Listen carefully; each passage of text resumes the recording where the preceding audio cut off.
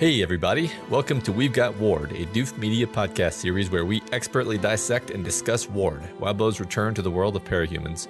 My name is Matt Freeman, and man, I'm just scrambled this week. Aw, Matt, keep it sunny side up. Are we really doing this? Egg puns? What? 120 episodes in, and we're reduced to egg puns? Sheesh, I feel like I have to walk on eggshells around this guy. We didn't really write an end to that joke. This is the weekly podcast where Matt and I eagerly dive into Wildbow's world of, I could have sworn I wrote another thing here, Yolky Godbirds and alien-based death powers as we analyze and interpret this ongoing web serial. This week we spend our first week all in Arc 19 Infrared with chapters 19.2, 19.A, and 19.3. Victoria's plan successfully goes off and temporarily disables almost all of the Titans, and also all of the capes, resulting in some power changes. Then we spend some time with the incredible, inedible Egg, who is kind of a dick. Finally, back with Victoria, we bear witness to one of the most painful flashbacks in the entirety of the Parahumans universe, and leave Victoria attempting to deal with it while pledging to engage in a battle against the Titan Fortuna.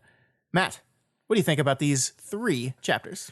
Oh, there's going to be a lot to talk about today. I mean, this Egg interlude is just fantastic. It's one of those ones that you just want to sink your teeth into. Okay, I'll stop. And then, of course, we get a really highly, profoundly disturbing flashback from Victoria, which I don't think we're going to talk about for very long. But man, just in terms of the impact that it had on me, it was harsh. Yeah, I mean, I want to spend some time on it, but I think I want to spend some time like around it. You know what I mean? Like, I think there's evidence of great writing in there. I think it's wonderful from a writing perspective, but it's also something that's incredibly difficult to talk about. It was incredibly hard to read the 3 or 4 times I read this chapter. And it's just one of those things that I think it's important, and I think there's things to say, but yeah, I don't want to dwell. I don't want to like dive into the text in the way that we normally do in that specific section. Yeah, it's difficult to divorce like the artfulness and craft of how it was written from the subject matter in a way that doesn't feel really tacky. So I don't think we're going to try to. I agree. Yeah. But yeah, that's it. There's a lot of stuff to talk about today. So much. It's going to be a long episode. Before we start, just reminder announcements. The Doof the Right Thing writing contest is ongoing. You just have to write it. A very short story. It generally takes about 30 minutes to write these and submit it to us. The instructions will be linked pretty much wherever you're going to find this podcast. So shouldn't be too much trouble. And then we've got the all packed up finale of the Deep Impact Packed Read Through podcast. See if I can say packed any more times. Packed. And that's going to be March 6th. So look forward to that. That's going to be just a crazy, crazy time. It's not too late to read the story. I know this because I'm attempting to finish the story by March 6th. I finished Arc 5 this weekend, and I'm just 11 to go. It's doable. We're going to do this. Yeah, it's doable. All right, let's get into 19.2. Yes, let's waste no time. We got a lot to talk about. So, Scott, remember the title of this arc is Infrared. Okay, so I do remember that. All right, so the root for the word red is the same as the root for the word abrade and razor. And the usage there is like to scratch, to scrape, to gnaw. That's actually the meaning of the word that is the root for red. And the word infra, of course, means below. So I feel like this arc, the events of the story in this arc are basically scraping Victoria's raw psychological wounds and digging into her and exposing the vulnerability underneath. And to substantiate this theory, we start out this chapter with the crystal facets below her, torturing her with an image of herself in multiple situations that make her look bad and stir up bad memories. And then it just gets worse from here. Yeah, that's a good summary. I like that a lot. Also, like, just go like using some meanings, but not quite as complicated as yours. I mean, the biggest red thing we have in this story right now is this crystalline world of the shard world, right? And they are literally like drilling into it. That's what's the plan is. They're drilling into it. They're drilling underneath it. At the end of this chapter, Victoria's going to take a giant laser to punch through it. So I think that kind of lines up with the idea of infra meaning under. And also, like, I think just the general idea that memories seem to be playing in a very important part in these chapters specifically, but the whole arc so far has been really, really focusing on looking back in the past and memories and these things that all of our characters have had to go through and how these are being exposed in certain ways. And that's fitting with that title as well. That's true. So. I mean, we had an arc called Heavens, and when you think about it, like under red, or the red underneath is basically hell. There's a lot of underworld imagery and references in this part of the book and in this arc. So maybe it's just infrared, just is kind of code for hell. So I think there's a lot of possibilities. Yeah. And maybe I'm not remembering this correctly. I'm just wrong, but it seems to me that generally the locations of the shard world in the cracks in reality always have you going down. Mm-hmm. Yeah. I mean, it doesn't necessarily need to be that, right? Because technically the cracks could be anywhere. Mm-hmm. But generally, every time I think we've seen Victoria go into one of the cracks in reality, she has gone down. It's always been downwards. So I think there's something to that for sure. Yeah, I agree completely.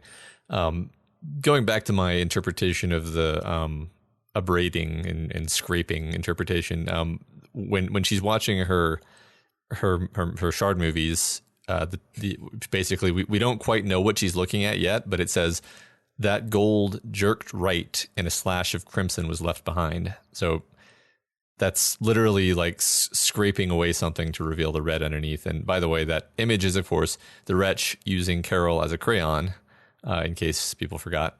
Yeah. I'm glad the text goes on to outline that specifically, because there's been so many like Victoria smashes something moments that I wasn't sure exactly. I got the feeling this was a Victoria smash moment, but I didn't know which one it was. And I'm glad the text kind of takes the time to outline that in a couple paragraphs here.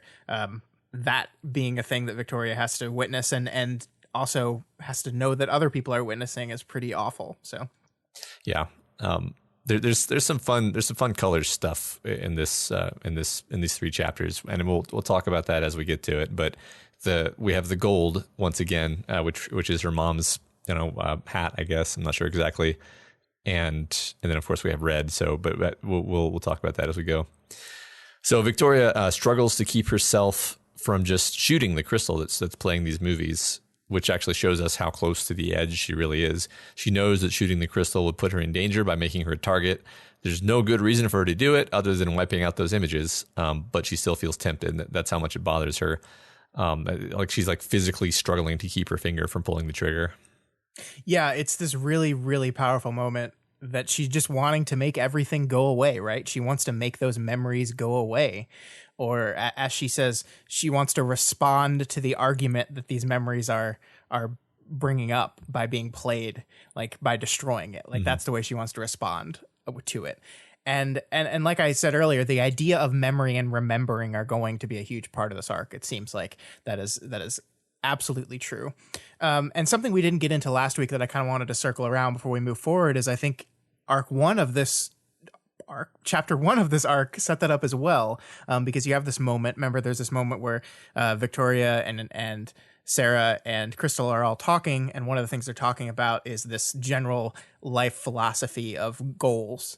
And Sarah's talking about how she remembers having this philosophical discussion with her sister, and what Victoria says is, thinking a lot about memories and remembering, I asked, words less aimed at her and more at the darkness that pressed in all around us. So that's just like Victoria is just throwing that into the atmosphere. She's talking to Sarah kind of, but she's talking to herself. She's talking to the world. She's talking to us, the reader.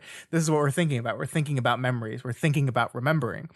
And indeed, that is what is happening all throughout these chapters. Memories and the importance of remembering is coming to the forefront in some horrifying ways. Yeah. We saw it with the Titan interlude, right? Like, I mean, it's always been part of the book, right? I think the Ashleys were the biggest example of that. Like, they were remembering things that weren't theirs, and there was the interesting dynamic with that. But it's coming to the forefront in a way, in a big way. Yeah. I think that's awesome. I like your idea that she's almost, talking to the book. Yeah. But yeah, I think that we talked about how the chapter 1 of this arc was not a typical setup chapter, but I do think that Wildbow still managed to put some pieces in place that will be the fundamental structural members of this arc. Yeah, and I think sometimes just the way our schedule works and the way it falls out, we can only get to talk about one chapter in that arc, and it's difficult to see that.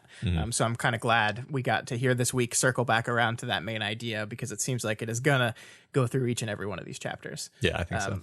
I do love, there's this part here where the scene shifts away from her beating the shit out of her mother to her throwing a temper tantrum, as she describes it, in the hospital. And there's this wonderful beat here where she's kind of like doing this past and future argument. Like she's describing herself. I'm an educated, smart, well-dressed woman who can defend herself, who knows her shit, who protects the weak and hurts evil people. And then outlining the memory that's being played. Watch my naked, soaking wet, misshapen self tear apart a bathtub, scream, no sound when viewing a crystal picture, of course, and shove a nurse across the room. Watch me try to smash my head against the walls on the side of the tub. And this repeats twice more, right? Like, it's this back and forth between here's who I am now, look at that person I was before. And this kind of this dichotomy between the past and the present, between these times of memories that are shocking and horrifying and sometimes ugly, to who I am right now. And this question of, who do you see now? When you see those memories and you see me, do you see the me stands here now? Do you see the heroine dressed in black and gold who gives her all, collecting injuries around the edges? Or do you see the person at their lowest points, wailing, unable to even wash myself? Who do you see? Who do I see? She kind of asks herself. And I love that dichotomy and how that is presented. That's just fantastic writing to me. Yeah, it is great because, I mean, part of it is that she wants to keep the people down below from seeing these images, because it's shameful, it's hurtful for them to see that. But I think much of it is actually just her having to see the images, right? Like the temptation to destroy the crystal, I think, comes from not wanting to have to face this. She's put in so much work to distance herself from this and to reinvent herself as this strong heroine as she is. But being reminded of it, just seeing the image of it is enough to just like mentally and emotionally knock her down all the way to that really low place where I think we're finding her in this arc. Yeah, and I think the question from there has to be then, what is the value of memory in this kind of situation, right? Like, we're going to have, in a couple chapters, we're going to have a memory that was stolen from her by Amy become unlocked. And it's a horrifying memory, and it sends her spiraling as it would anybody. And the question we have to ask ourselves is there any value in remembering that kind of stuff, or does it only bring us more pain? And I don't know if the story has declared an answer to that yet, or even kind of tried to get to an answer on that yet. But it is a question I think we have to ask ourselves as we go through these horrifying moments. Yeah, I mean, not to skip ahead too much, but she's fairly consistently throughout this book been like, it's better that I know. And then in these chapters, she finally thinks to herself, if somebody could just take away these memories, I might say yes. Yeah. And that's, I think, the first time we've heard her kind of think that and feel that bad that she would just rather not remember. Yeah. So at this point, she has a one-sided conversation with her passenger, trying to figure out how much of her emotions, thoughts, and behaviors are from her shard. But she also considers it equally plausible that this is all just her. She still does not listen to Tattletale. She's unable to think holistically. Yeah, I mean, I do think about that like every single time she does this, where it's like, I think you're exactly right. Honestly, I think that they are wound up together, especially events that happened when she had a power. I feel like that's just the Victoria shard organism that is responsible for it now. What I really like about this moment, though, is that it's dialogue. Like, she has talked to Fragile One before like out loud. Certainly that has happened. This is not the first time that's happened, but this is like a full on like paragraphs of dialogue that she's talking to this thing. And it seems like she's trying really hard to have a conversation. Like she pauses and waits after saying things. And the text reads, "The fragile one was still and unresponsive. No gestures, no lip movements, even as I relaxed my control." And I just love the detail of no lip movements, because it's almost as if she expects it to open its mouth and talk to her. Yeah. And it's like, really? I think she does. I mean, also that's interesting because we know she's had this sense of control, but this kind of clarifies that the sense of control means she literally feels the force field as like a extension of her body. That's true. So I think she's desperate for some kind of communication. And I mean, I don't know if she expected it, but she definitely wanted it. Yeah, I just the no lip movements really jumped out at me. Like it's like, are you going to even open your mouth? Maybe just mouth an answer to me. What do you want? Yeah, right. So after this point, Victor's been getting closer. So she engages in battle with Victor, or I should say the Nemean Titan, who has been slurping up skills and abilities from other people and becoming stronger and heavier and more efficient in his movements. He almost nails her with a piece of surreptitiously hurled concrete, and then he aggressively goes after her. He gets close enough to hit her with his zombification power, but not before she's hurled herself through the crack and then cut out all volitional actions, letting herself become just a ballistic free body. Yeah, I like this fight a lot. I think it's a lot of fun. Just like the stakes of, if this guy even gets too close to me, game over, is really fun to read. She's kind of just like running away the whole time, trying to strategically do stuff. And the fact that he's so damn sneaky, I really loved the bit where he like secretly tries to ninja star a chunk of concrete at her. And the only reason she knows about it is because Sarah painted it with a laser beam to let her know it was coming.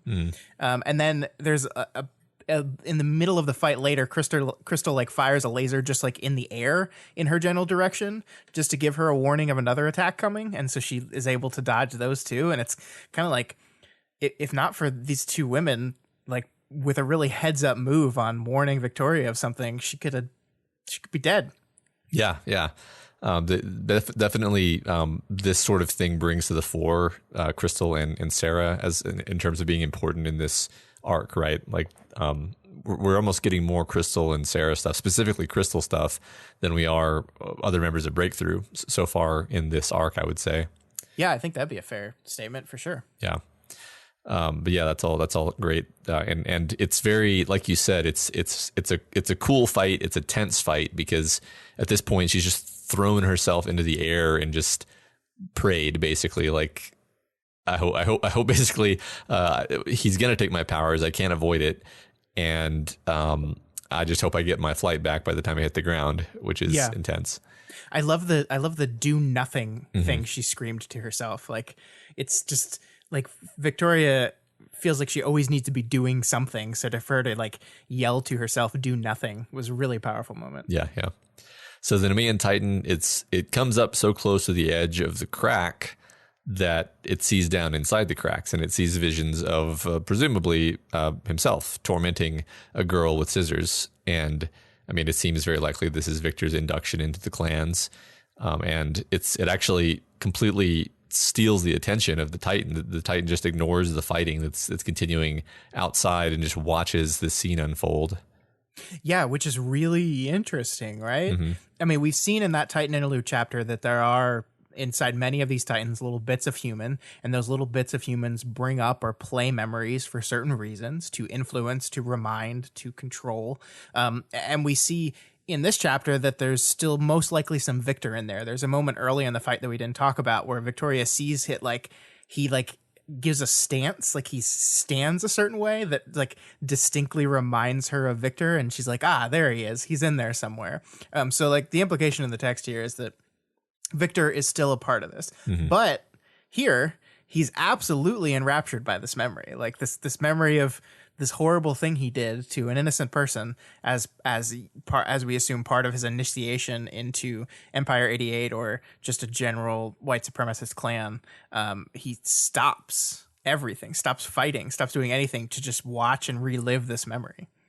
Yeah, I mean, I wonder what emotion he's having, right? It's obviously he's completely inscrutable, but like, is he watching because this is horrifying to remember? Is he has he forgotten who he is, and this is a reminder? It's interesting to speculate on, but we're not really sure. It is. Before we move on from that moment, I want to point out that he's torturing a black girl with gold wire in her hair, and the person he was just chasing down and trying to kill was a black-clad woman with gold highlights on her costume. Yeah, I that's a really great pull, and I think you're right. I think normally I would push back on that idea, but it does seem like we're specifically trying to draw that connection. Like, I mean, the text takes the time to point out the gold wire in this girl's hair, so it seems like there's a reason behind that. Like, we didn't just toss that in for just fun, for just flavor. It seems like there's a reason behind that. It is interesting though, because like Titans don't see the way that humans normally do, right? They don't have eyes, so I don't know exactly how that all connects, like in world, but just, you know, going through the movie, like imagery wise, I think that's really great. Yeah, I mean, I pulled it out because I thought it meant something, but the only thing that I could think of was actually on kind of the most kind of straightforward level of basically the shard and the human communicate through memories, basically. Yeah, and so maybe Victor was giving the shard this memory, or the shard was using this memory of, here was another time that I attacked and tortured someone who was reminiscent of this, or maybe it was even like part of the reason why Victor went after her so aggressively was because she reminded him of this terrible moment in his life. It could be kind of either one of those, or it could be some other thing that I'm missing. But I guess that raises the question of like, when a person stands in front of a crystal and looks into it and a memory plays, is that random access memory? Is it just like pulling whatever? It's just like whatever in the like each section has a theme of a type of memory, a file system. Is it just pulling like the first one that comes up? Is it intention? Is it pulling with intention?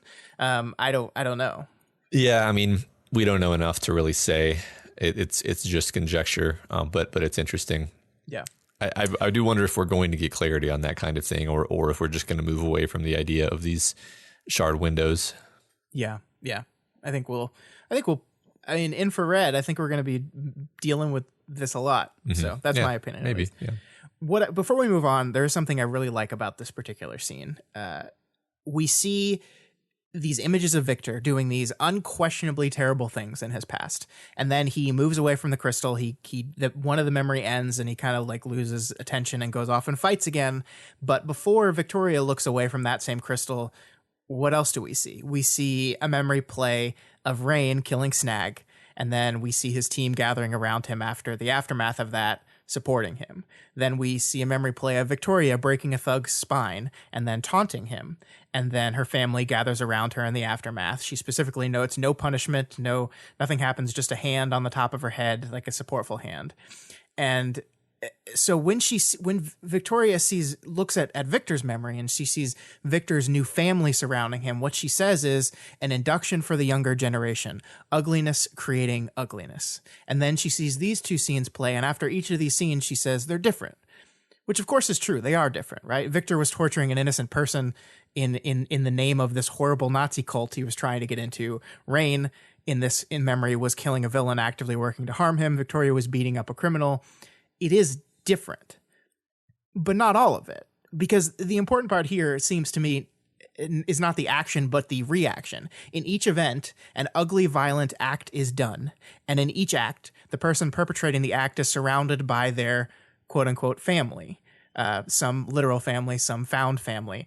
And that family is not admonishing them or punishing them or lecturing them, but they are supporting them. An induction for the younger generation, ugliness creating ugliness.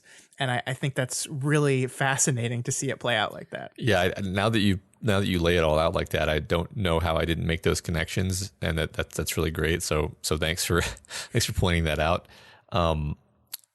Yeah, I mean, I think I feel like what you just said earlier about the shards kind of storing things by topic is relevant here. That like here we have a situation where it's got a whole bunch of memories of times that people did violent things and then were basically praised and accepted for doing so, and how and you know, you can almost imagine the shards thinking like, ah, yes, that's a good trick. In order to produce violence, we just create situations where where we basically prompt the younger generation to do so by having the older generation encourage them. And that's great. And if you're the shards, that's really all you care about. You don't care about the context. You don't care about whether they were heroes or villains. You just care about, well, can I use this to get more conflict? So yeah, I think you're right. What is it she calls them? Like a misery. What is the word?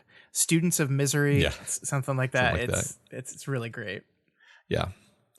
So Kenzie has been warning her and, you know, giving her messages through her eye thingy for a while now. And I don't know if you ever pointed it out loud, but it uses gold text, which is going to matter a little bit in a second. Yeah. So Kenzie warns her that the bombs have all been planted. They're about to go off. And when they do, the explosions, even though they're far, far away from her, they physically rock her. And she sees the lights of 100 powers in the distance wink out, which is presumably like closer to where the explosion was, I was thinking. Sure. And then Scotty shows up to stop Victoria from firing the last shot into the crystal, meaning, yep, this is a threat.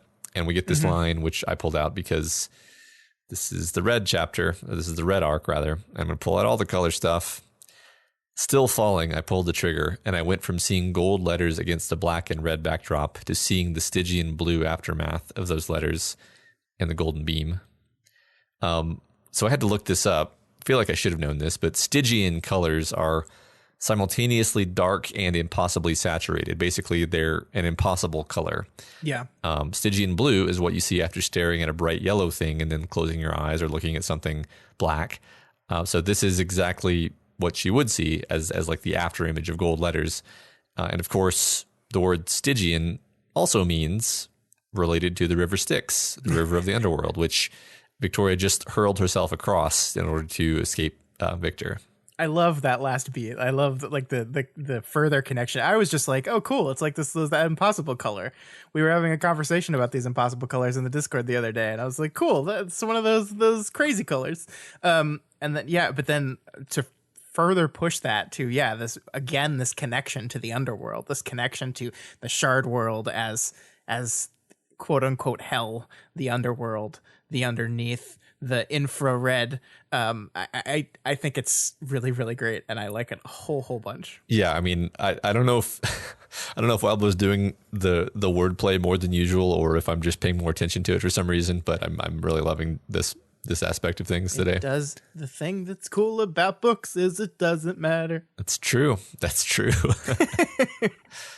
I like the writing here. I think is actually really good though, and I think just dealing with the shard world in general has been really good because like we're dealing with the physical manifestation of an alien memory storage system, right? It's this thing that's really confusing and weird and abstract, but the text always keeps it grounded and understandable. Like when the laser punches through the crystal, I love the description here. The laser punched through. It was like pressing my hand flat against a wall, pushing and feeling the hand go all the way through. Except the feeling of breached reached through me was me, my fragile agent, my power. So it's this really great way of taking what is kind of a very abstract thing to understand, which is that she punched through the world and therefore because her power is attached to this thing, she technically punched through her power. It's not just punching through like this crystal, like you want to like make it just physical, right? It's just like this big block of crystal and we just shot a laser through it. But no, it's just representative of something, and therefore she feels her power being knocked through. I love it. Yeah. I love the abstract language that nonetheless appeals to your mind and makes you kind of imagine like impossible things that still make sense to you. Yeah. I have a stupid question that feels almost obvious, but can't. So anyway, are the red crystals the shards? Like, is she looking? Is that what the shards are? And then everything, like all the crazy stuff with the powers and the titans and everything is just like them exerting their will on the world through complicated mechanisms. Like we keep thinking of this as like a computer, but it's like, yeah, but we know the shards are like a crystal being. So is this just the shards? Yeah, I don't know either, but My gut reaction was to say no. This is just like in the floopiness of the like reality breaking. It created it opened a door to this existence, this plane of existence that never really was accessible on a physical way before, but floopiness made it happen. So I never saw it as when you blow up a crystal in the shard world, you are literally blowing up a piece of shard. I mean, the naming nomenclature seems to say that that's true, right? Like shard, crystal, shard, like that would make sense, but that's not how I saw it. But I mean, I immediately was like, well, I'm not sure enough about that to say no. So I'm going to settle on a maybe. Yeah, it's one of those things where I didn't see it that way until I just thought of it and said it just now, and now I absolutely see it that way. So, well, I think it's something like this, but maybe not what I said just now. But I think we'll figure it out. I made it much more abstract in my mind, but yeah, I'm not even sure. Like, I was just kind of yada-yadaing over like how that would work. So yeah. So anyway, Victoria feels her power slipping away, and she makes a hasty landing. She sees all the Titans around her collapse. We see Ophion's minions melting away. The strange Titan is briefly visible as TV static, and Scotty is not healing. Of course, the good guys aren't in great shape either. Capricorn is stuck in a half-shifted state. Sveta has collapsed into a pile of ribbons, and even apparently one of the agents down in the dream world has been affected. Yeah. What I love about this is like the first real progress they've made in the fight, right? Like measurable. Like we hit them, and we hit them all hard. But when they do this, they're attacking the core of what being a cape is as well. So everything that hurts the Titan's ability to fight hurts their ability to fight. It's a double-edged sword in every way. And I think at least it seems like the Titans are slower to recover than the capes are. Yeah. So that's the one edge they have, is that they recover from this big hit faster. Yeah, I mean, this is like the first time in an arc or so that I've felt like I could take a somewhat of a deep breath. Like, okay, they figured out a way to actually hurt them in a meaningful way. Yeah. So, but it comes with a price. Yeah, it comes with a price. And this idea that as they do this, it's hurting their powers, and their goal is basically they're going to have to continue using this approach to hurt the Titans, right? My mind immediately goes to the place of like, okay, we're playing with the idea of destroying the source of powers or damaging the source of powers sufficiently that potentially the people could lose powers. You could have no more powers. Yeah. And I feel like focusing so much on Crystal is a, I don't know, foreshadowing perhaps, or framing for this idea that like you take the character who is throughout the story been the most identified with, she does everything with her power. She has no secret identity. She uses her power to cut meat. Yeah. And look at the impact of this risk or possibility of losing powers on her. Yeah, and of course the Case 53s slot very nicely into that as well, which are people that like are in many ways are their powers, like as literal as possible, even more so than Crystal. And what the risk there is. Sveta recovers, right? Sveta falls into pieces, but recovers. What if she doesn't? Yeah. What if the powers don't come back? And, yeah, exactly. Where does that leave her? Yeah, exactly. So Kinsey reports that powers are different now. Everyone's powers are different now, but within the training tolerances, second evolution limits type thing that, of course, Victoria knows what that means. It gives her comfort. I love that nobody knows what the fuck this means except for Victoria. She says Tristan probably does, but not even Crystal knows. Yeah. I mean, yeah, it's true. I mean, this is definitely just some things she read in a textbook, and those people would never do that. So she experiments to find out like what her power differences are, and it turns out her force field is smaller, and we'll find out later that it's got fewer arms and legs than it used to. Yeah, so we don't spend a lot of time really like examining the how of this, right? It seems like they punched a hole through the wiring of some sort of shard computer, and it caused a crash and maybe like a rewire that caused connections to route through slightly different things and just change things just slightly. That's the only thing I can come up with. I don't know. Yeah. I don't want to be too literal with it, but like her force field seems to have reverted slightly Sure. So I'm wondering if there's like it's almost a hint as to like things have been pushed, or like the clock has been wound back in some ways. Yeah, but it's not consistent in that regard, it's right? not. Because Tristan's power doesn't line up with that. Yeah, I don't think he ever had building production power that we're aware of. No, it was metal. So Yeah. I think ruins. Well, no, because it doesn't even. I assumed they were metal ruins, but Really? are they? I just assumed it was just like almost in like a labyrinth way. It was like summoning just kind of arbitrary fabricated ruin looking things and throwing them out into the world. Yeah, it's interesting. I think because I connected it to, we're jumping way ahead, but I think because I connected it to the city being destroyed, I just assumed it was like modern ruins, like ruins of their city. But I think you're right. I think it's much more likely that it's just like a ruined civilization, like brick, stone, collapsed buildings. I saw it as stone, especially because it seems to just sort of collapse into a pile as soon as he produces it. Yeah, that certainly makes sense. Yeah. So Victoria's gun is getting more and more beat up as this arc goes on, and she's continuing to talk to it. In fact, maybe talking to it even more, apologizing for dropping it. Scott, I think Victoria is the gun. Yeah.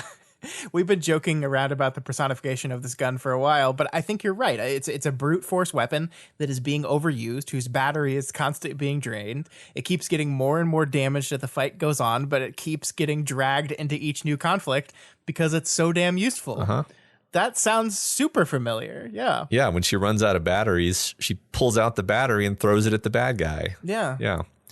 The chapter ends as we learn that Arachne and Fortuna were the only two Titans unaffected by the attack because they broke their connections and were never connected.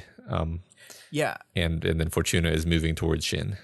So I'm a little confused about this, and maybe just talking through it with you will make it understand. Because like it seems, as far as we know, this affected capes pretty unilaterally, right? Like every cape, or yeah. But sure. But capes aren't connected together. Well, I guess some of them are, like through the connection powers. Like if everyone connected through Tattletale. What's her name? Yeah. Or Darlene. Yeah. Or Darlene, yeah. Yeah. I think I don't know. I don't quite know exactly what the mechanisms of connection are, and like because clearly the Titans seem to be creating connections of a whole different order. And then there's all kinds of powers who seem to have some capability for connection, but maybe I don't know. Maybe I'm just making an incorrect inference, which is that it did affect every single cape. Like we've just seen a specific handful of ones that are in this fight that we know for sure it affected. Maybe there's some that it didn't, just like there's some Titans that it didn't. My interpretation was that it affected everyone because Kinsey says she says powers are different now, doesn't she? So to me, that seems very general. And sure. I'm just wondering how breaking a connection in that regard would make you immune to it. Surely there's some humans out there without connections. I don't know. I didn't think about it very much, Scott. Well, thanks. You're a big help. Yeah, I'm sure. I feel like as we go farther into this big, complicated, kind of abstract Titan fighting thing, it might become more clear what's going on. It's interesting because I remember at the very end of Worm, Dr. Mother was like, we're going to win by some abstract, weird thing that's impossible for us to comprehend. And Taylor was like arguing with her and had a different perspective. And what's interesting is that Taylor, did defeat Scion, but only stalled the cycle. And it has actually turned out that Dr. Mother knew what she was talking about. The only way to really stop the cycle is, currently involving this really weird and abstract and powers bullshitty type approach of punching through into their dimension and setting bombs off on their crystal computer and so forth. Are you like Tarzaning your way to a Cauldron was right opinion over here? I mean, I think it would be foolish to say that Dr. Mother just didn't know what she was talking about. I think her approach was, evil, but clearly it was grounded in like an understanding of how the powers worked. I think she probably did know how things worked better than, the PRT, for example. All right. Well, a guess. I guess this is the perfect time to transition to a Case 53 interlude. Yeah, that's right. That's a great bridge. There is one more thing before we end that I wanted to say, though, because I love this beat at the end where it says Fortuna is moving towards Shin, but then Kenzie types towards Chris. I love that little extra at the end there, because it's just this another small moment to remind us that as much as Kenzie like stood up to Chris and called him out on his shit last time she saw him, she still cares about him. She is not ready to let that friendship, whatever ship, go. She's still important, and I think that's gonna matter. I absolutely think that's gonna matter. This is one of those occasions where I want to remind us that all happened like a week ago, so it's definitely still a fresh wound. And I think that was like 2 weeks ago. Yeah, maybe so. But yeah, I mean, I would believe that she still has feelings and affection for him despite all that. Yeah. All right, egg interlude. Man, I told you people. You all laughed at me about the egg thing. Now look. It's egg. Yay! So here egg demonstrates our author's flexibility with very different perspectives while simultaneously making the idea of having an egg body seem relatable. Here egg is experiencing a lot of feelings since, as we'll learn shortly, all the Case 53s are gathering for a big powers testing meeting to see if there's anything that they can be used for against the Titans. Yeah, I think Sveta like offhandedly mentioned this to Victoria a couple chapters ago, and we're now getting to kind of see it go down. And I think Wildbow cleverly uses the opening line of this chapter to basically explicitly lay down the main idea of this interlude. Egg is a kid who sees everything through the lens of betrayal. That's how everything he views, every interaction with everyone around him is someone who has betrayed him or someone who probably will betray him. And the problem Egg seems to have is that his definition of betrayal is super loose. Yeah. Super loose. Yeah. Just to get a little bit meta for a second, not going to dwell on this for long, but I feel like this always happens when we read these interludes of these kind of divisive characters. Is we read the chapter one time like a normal person, we have a certain reaction, but then we later have to go back and reread it in detail and take notes on it and then talk about it at length.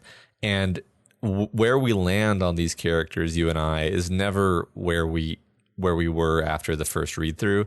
Yeah, totally. And so when folks disagree with us about the reading, I'm like, I wonder if you would feel different if you also like literally took notes on it, because it's hard to unsee certain things after you have dug into the text like this. And I just feel like that's to blame for a lot of the like disconnect between our takes and the general take of, hey, I always find that my opinion on these characters shifts in surprising directions, and this is no exception. Yeah, I agree. I went into this interlude like not liking Egg. I think the first time I saw it was Egg, I was like, oh, fuck this guy. And then I finished the chapter, and I felt bad for him. Yeah. I like pitied him. Like and not that pity goes away, but I think you're absolutely right. On reread, on examination, on writing down notes, I kind of circled back around to this guy sucks. Yeah. And I do feel bad for him. I think he's lived a terrible, rough life, but like you watch all the ways in which he allows like his preconceived notions and these rigid ideas of things completely destroy each and every interaction he has. And it's just like, dude. Yeah, I mean the hypocrisy and kind of blindness that he exhibits is something where I guess it does very much remind me of just being like 15 or whatever. I don't know how old he is exactly, but it's a very, very relatable and realistic mental state for a young person who feels very isolated and is angry at the world. And all of that is true, and you can feel bad for him, and you can understand that he's young, but there's just a lot of stuff in here that I think we're going to pick on. Yeah. So True. Yeah. I think before we go on, though, we have to define him as a guy who definitely wears his emotions on his shell, so to speak.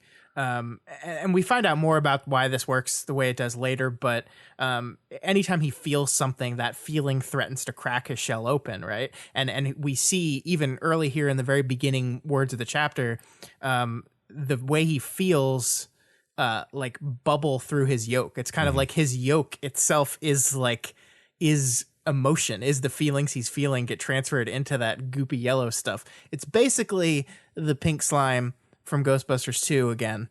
It's mood yolk. That's what it is. Thanks for grounding this in Ghostbusters, because that's my perpetual job is to ground everything I read in Ghostbusters. I didn't know where to take this, but now I feel very comfortable. I mean, if you think about it, the Shard World is really just a hidden dimension behind a painting in the New York Museum of Art. Yeah, I'm right there with you, buddy. Okay. So we see Egg begin to meet the other K-53s. Whippersnap first touches base with Egg, and we establish the irregular system with subtle signals to indicate comfort and preference for different forms of greeting. Egg is not doing great in this moment, and he opts for the equivalent of just saying brother, which is the lowest contact form of greeting. Yeah, and this is one of the moments, especially on the first read, that I just felt so bad for this guy, right? Yeah. We've talked so much throughout this book about how important physical contact is. Victoria recognizes all the people around her when they need hugs, when she wants to give them hugs.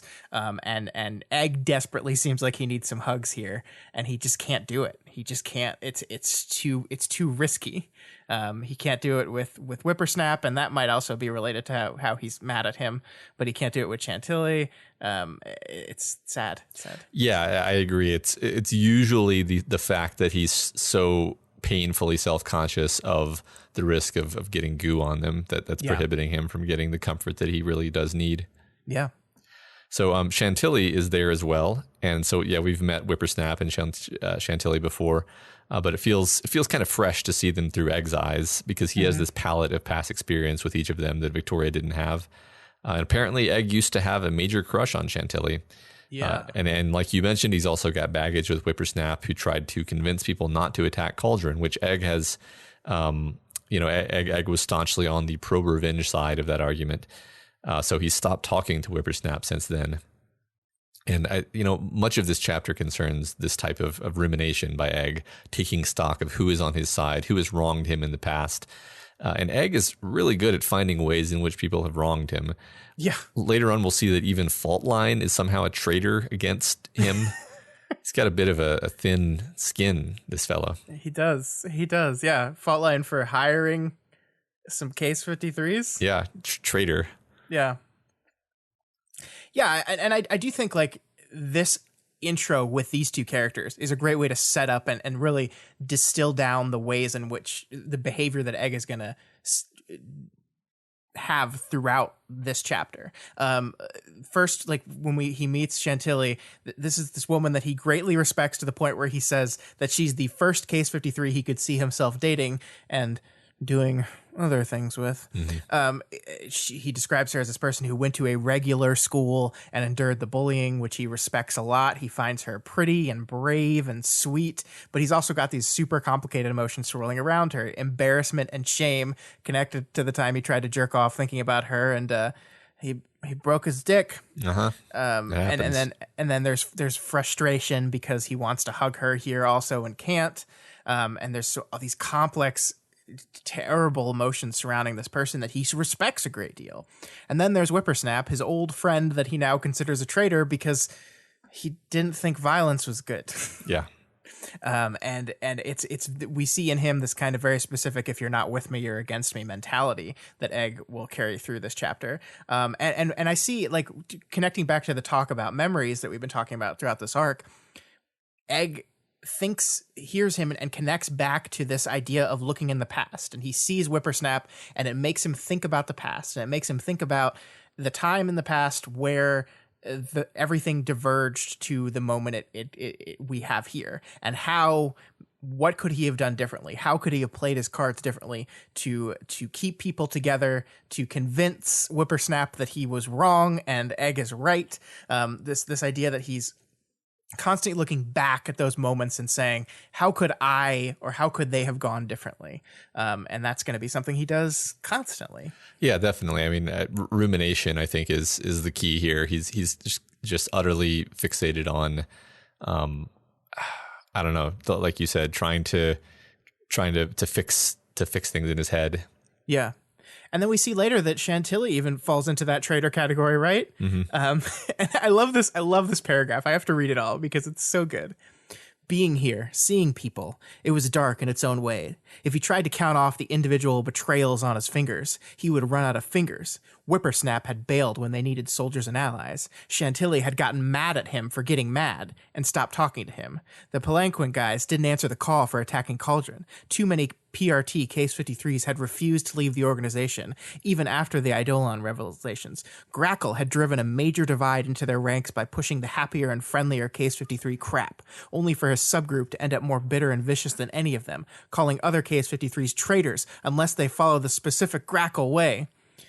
Hey, Egg, that last one? That's what you're doing, buddy. Uh-huh. Yeah.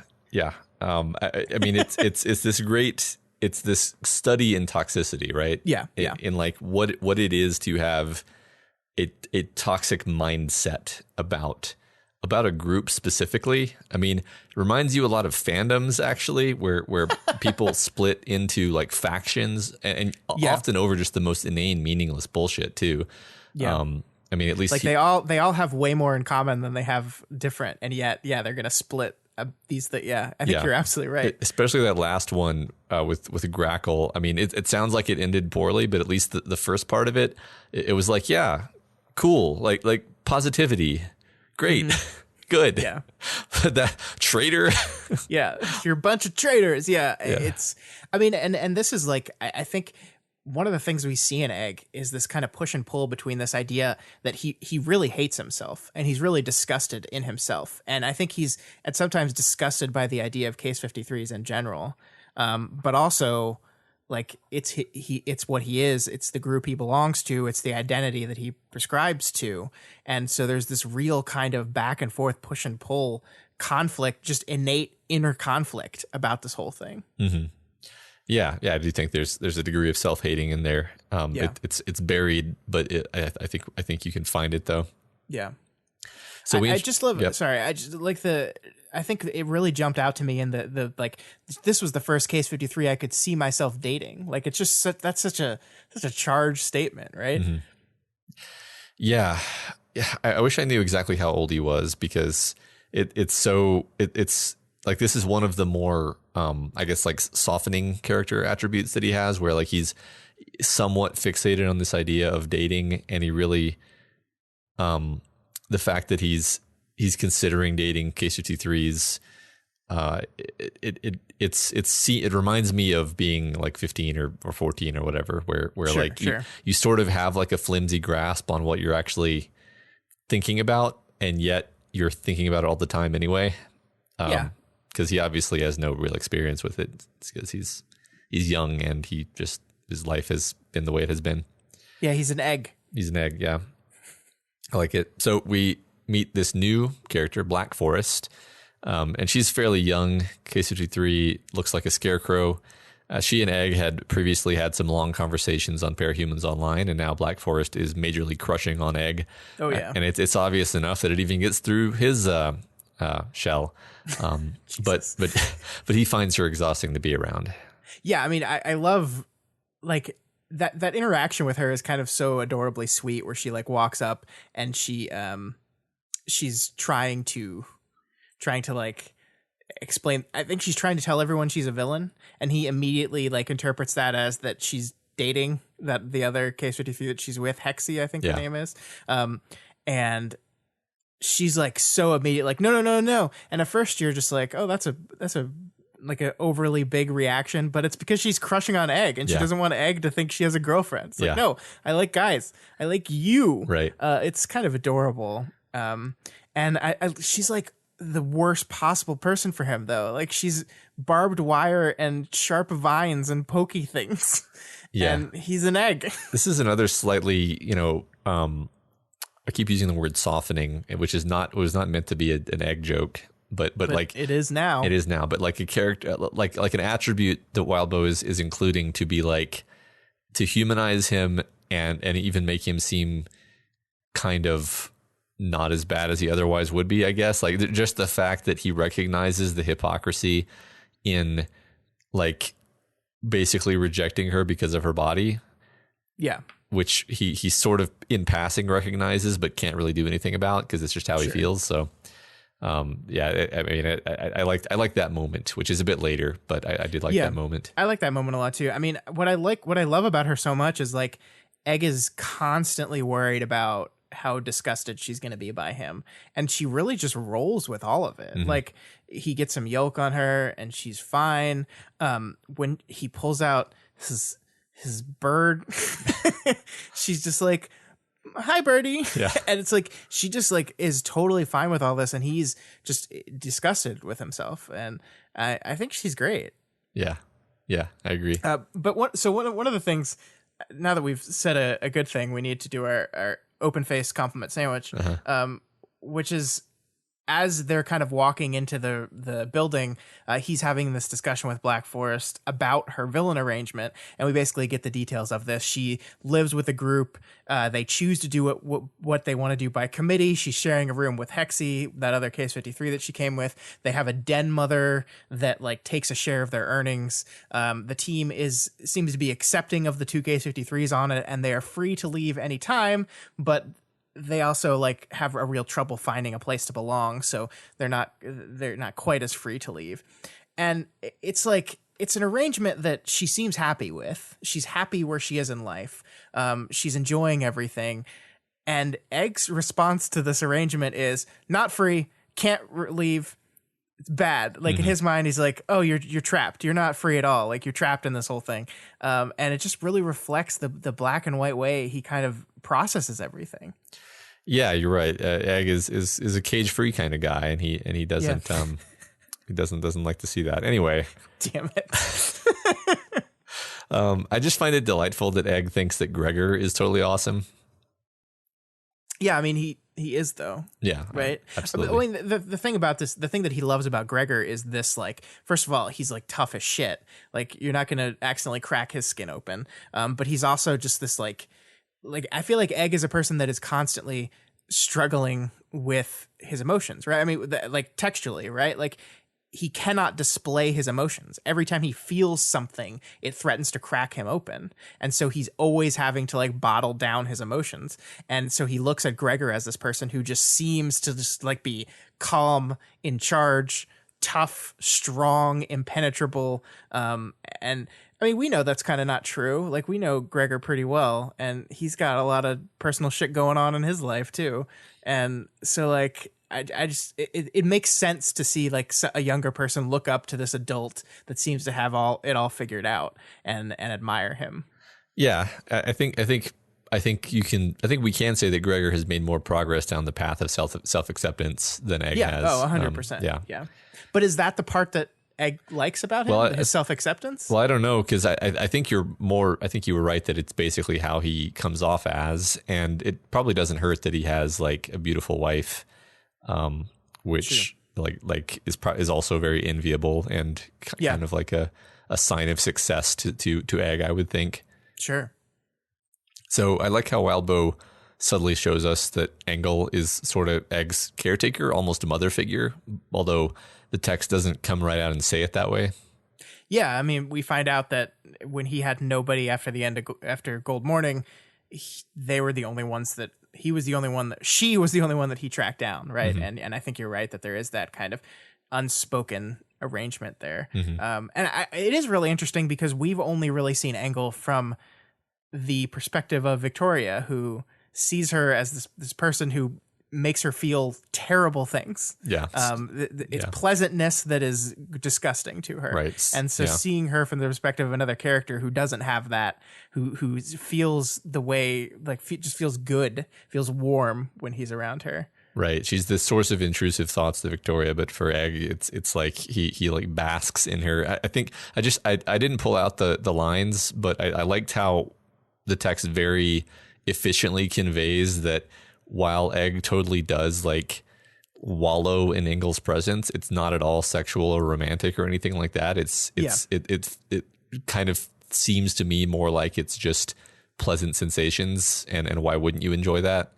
Yeah, I think you're right. I think Egg makes it pretty clear when he's doing anything kind of attraction or romantically thought. Yeah. like any kind of thought in that regard. So I think you're right. Yeah.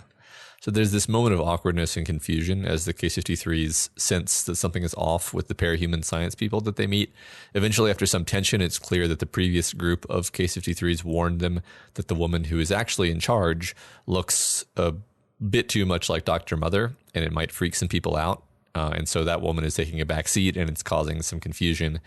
And then we also learn in this scene that Black Forest is a lie detector, which sets the scene up for later. Yeah.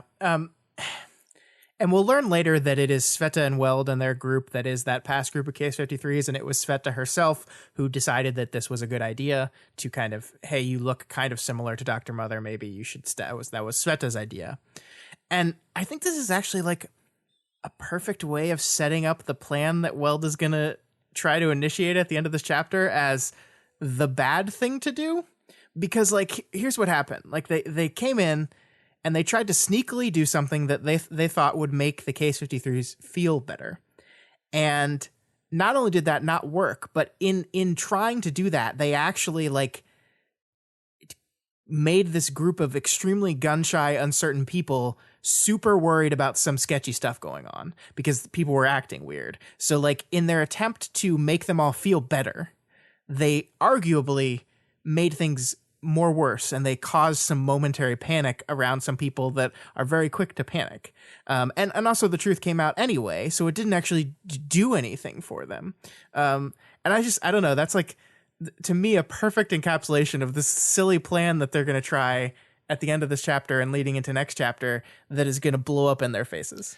Yeah, I liked Gregor's wisdom bomb here, where he's like, "Look, you're making yourself you're making yourself come off worse. Behaving like this. You rarely do poorly by just being honest. Yep. And that's Gregor's so great, and everybody should listen to Gregor. But no, we're going to continue. Weld is going to try to be tricky, which is not his strong suit. Let's just say that right up front. Oh God. We'll get there. But let's just talk about Bijou. I don't know how to say that. It was Bijou. Bijou. I don't know. Bijou is a mess of doll parts and cloth crammed inside of a corpse's skull. And I love a sentence. Yeah. It's fucked up, and I love I love this thing that she says when basically they offer the idea of like not using the corpse that she's piloting. She says, "I'd like to hold on to the possibility I get back this life I sacrificed and worked to build." Yeah. This life I sacrificed and worked to build. Like, yeah. I killed this person and then I built a life out of this person. It's such a like the concept just blew my brain apart.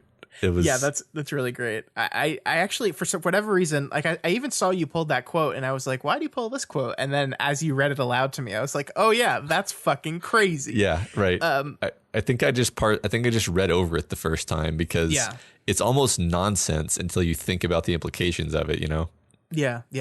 I am not going to lie. This was one of those areas where I had to read this section multiple times the first time to really get a handle on the image we're seeing here, because it's so like she takes her face and like rips it open, and then like the doll parts like sew back the piece. It's just so fucking trippy and weird. I'm really into it though. I think it's a fun idea, and I suspect we'll be seeing more Bijou, especially since now like we get a pretty clear indication at the end of this chapter that there's some covert shit going on, and we have someone that can like climb inside a body and take it over. Yeah, we got some body snatchers going on. Yeah, and we got two of them, right? Because multiple, right? Is Matryoshka? That's not how she works, right? I can't remember. No, she eats people, right? She eats people, but there's like flexibility to it where like then she can kind of take their form, right? I don't know. It's complicated. I don't remember either. I thought she adopted qualities from them, which is not really the same as being a body snatcher. But sure. So before we move on, there's this moment where I'm going to give Egg shit again because Egg is super observant, right? And he notices that people have clearly been there before him. Like, I think he notices how freshly printed the forms are. So he's like, this, obviously there were people before us here. And so he wants to go off and snoop. He's immediately Snoopy. And he doesn't want Black Forest to go with him, but she insists, and so he allows her to come with him. And there's this funny moment where he gets a little yoke on her and just feels absolutely terrible, and you just temporarily feel bad for him again. But then we get this moment where it turns out Black Forest is also a traitor. And why is Black Forest a traitor, Matt? Black Forest is a traitor because they were talking on the computer before Gold Morning, and then the world ended, and then he reached out to her on a computer, and she didn't respond because the world ended. Uh-huh.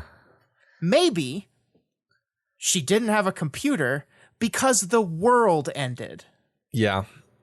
Yeah, I mean, and this is one of those moments where I think the text doesn't give him, like, maybe, I don't remember exactly, does it say, like, that was a bit unfair of him in his internal monologue, or does it just not even give us that? Because it might. But I think he does. I think he does acknowledge the unfairness of it. Yes, but I think he acknowledges it. Yeah, feels it. He still feels it, and he doesn't work to be like, okay, I need to get over this. I think the little voice in Egg's head that says, I need to get past this, is non-existent, and he needs to develop one.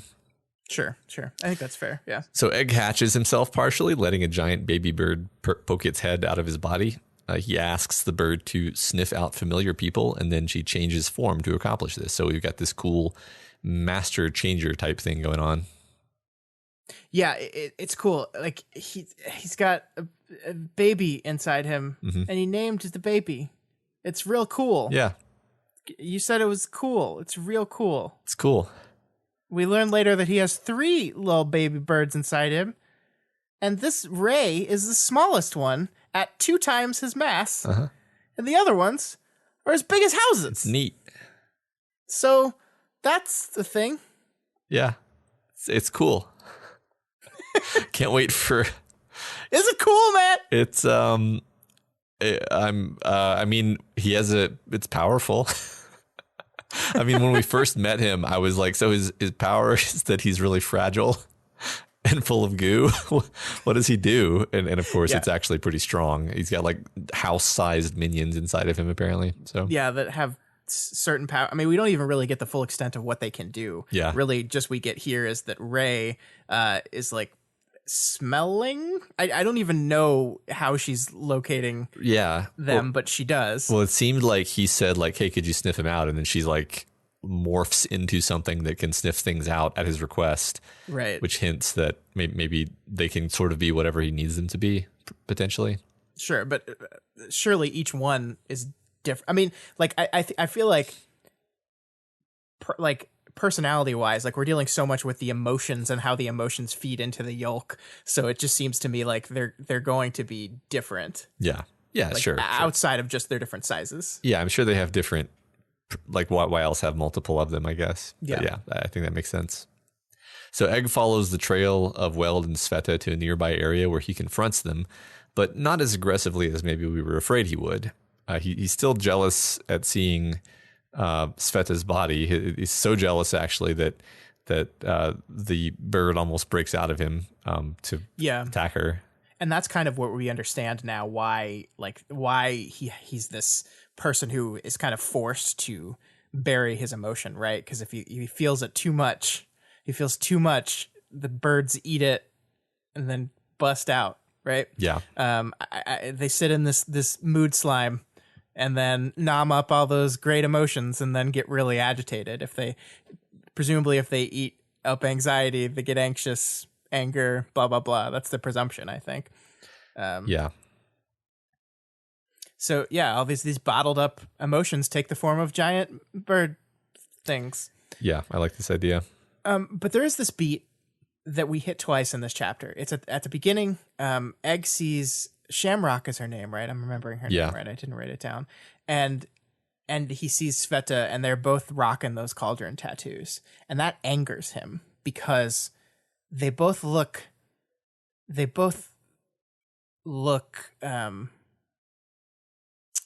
normal, right? I mean, like, and he mentions, it's so interesting to me, like how he lines his morals up, because he sees Shamrock, like in the early part, he saw Shamrock and he said, "Oh, she has a tattoo. I thought she was just like a Case 53 groupie."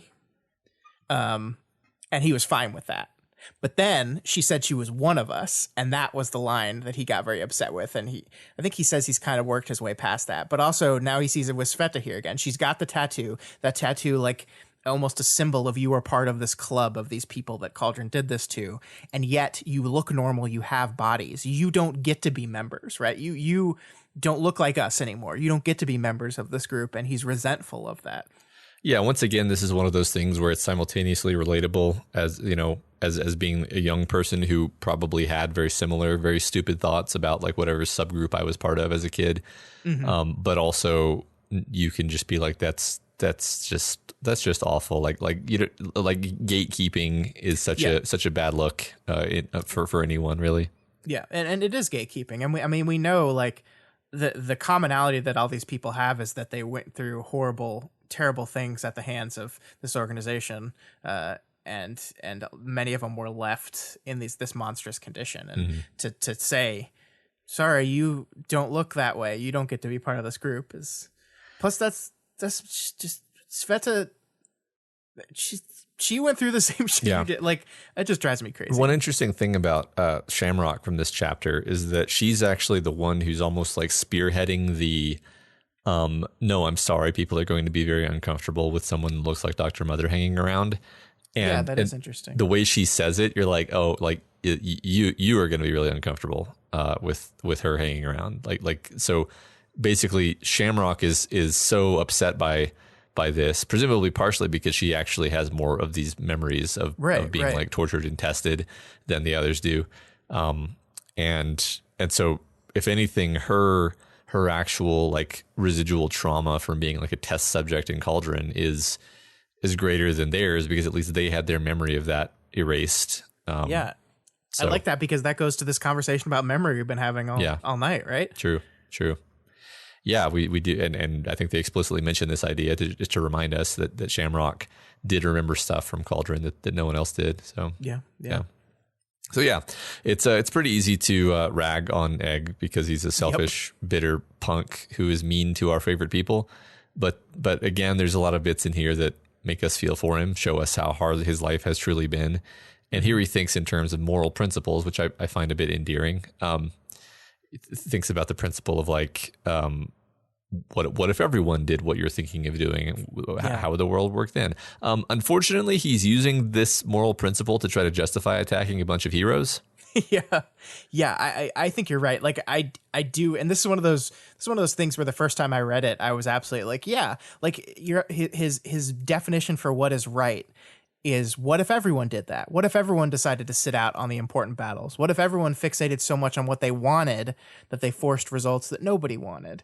And I think those are valid questions to ask. And I could see a way in which Victoria would agree with those principles, kind of, right? Like, what if everyone decided to sit out of the important battles? That's something Victoria would say, yeah, that's not good. The difference is Egg takes that and then distorts it for himself. Like that last one, what if everyone fixated so much on what they wanted that they forced the results that nobody wanted? Well, that's what you're doing, buddy. Yeah.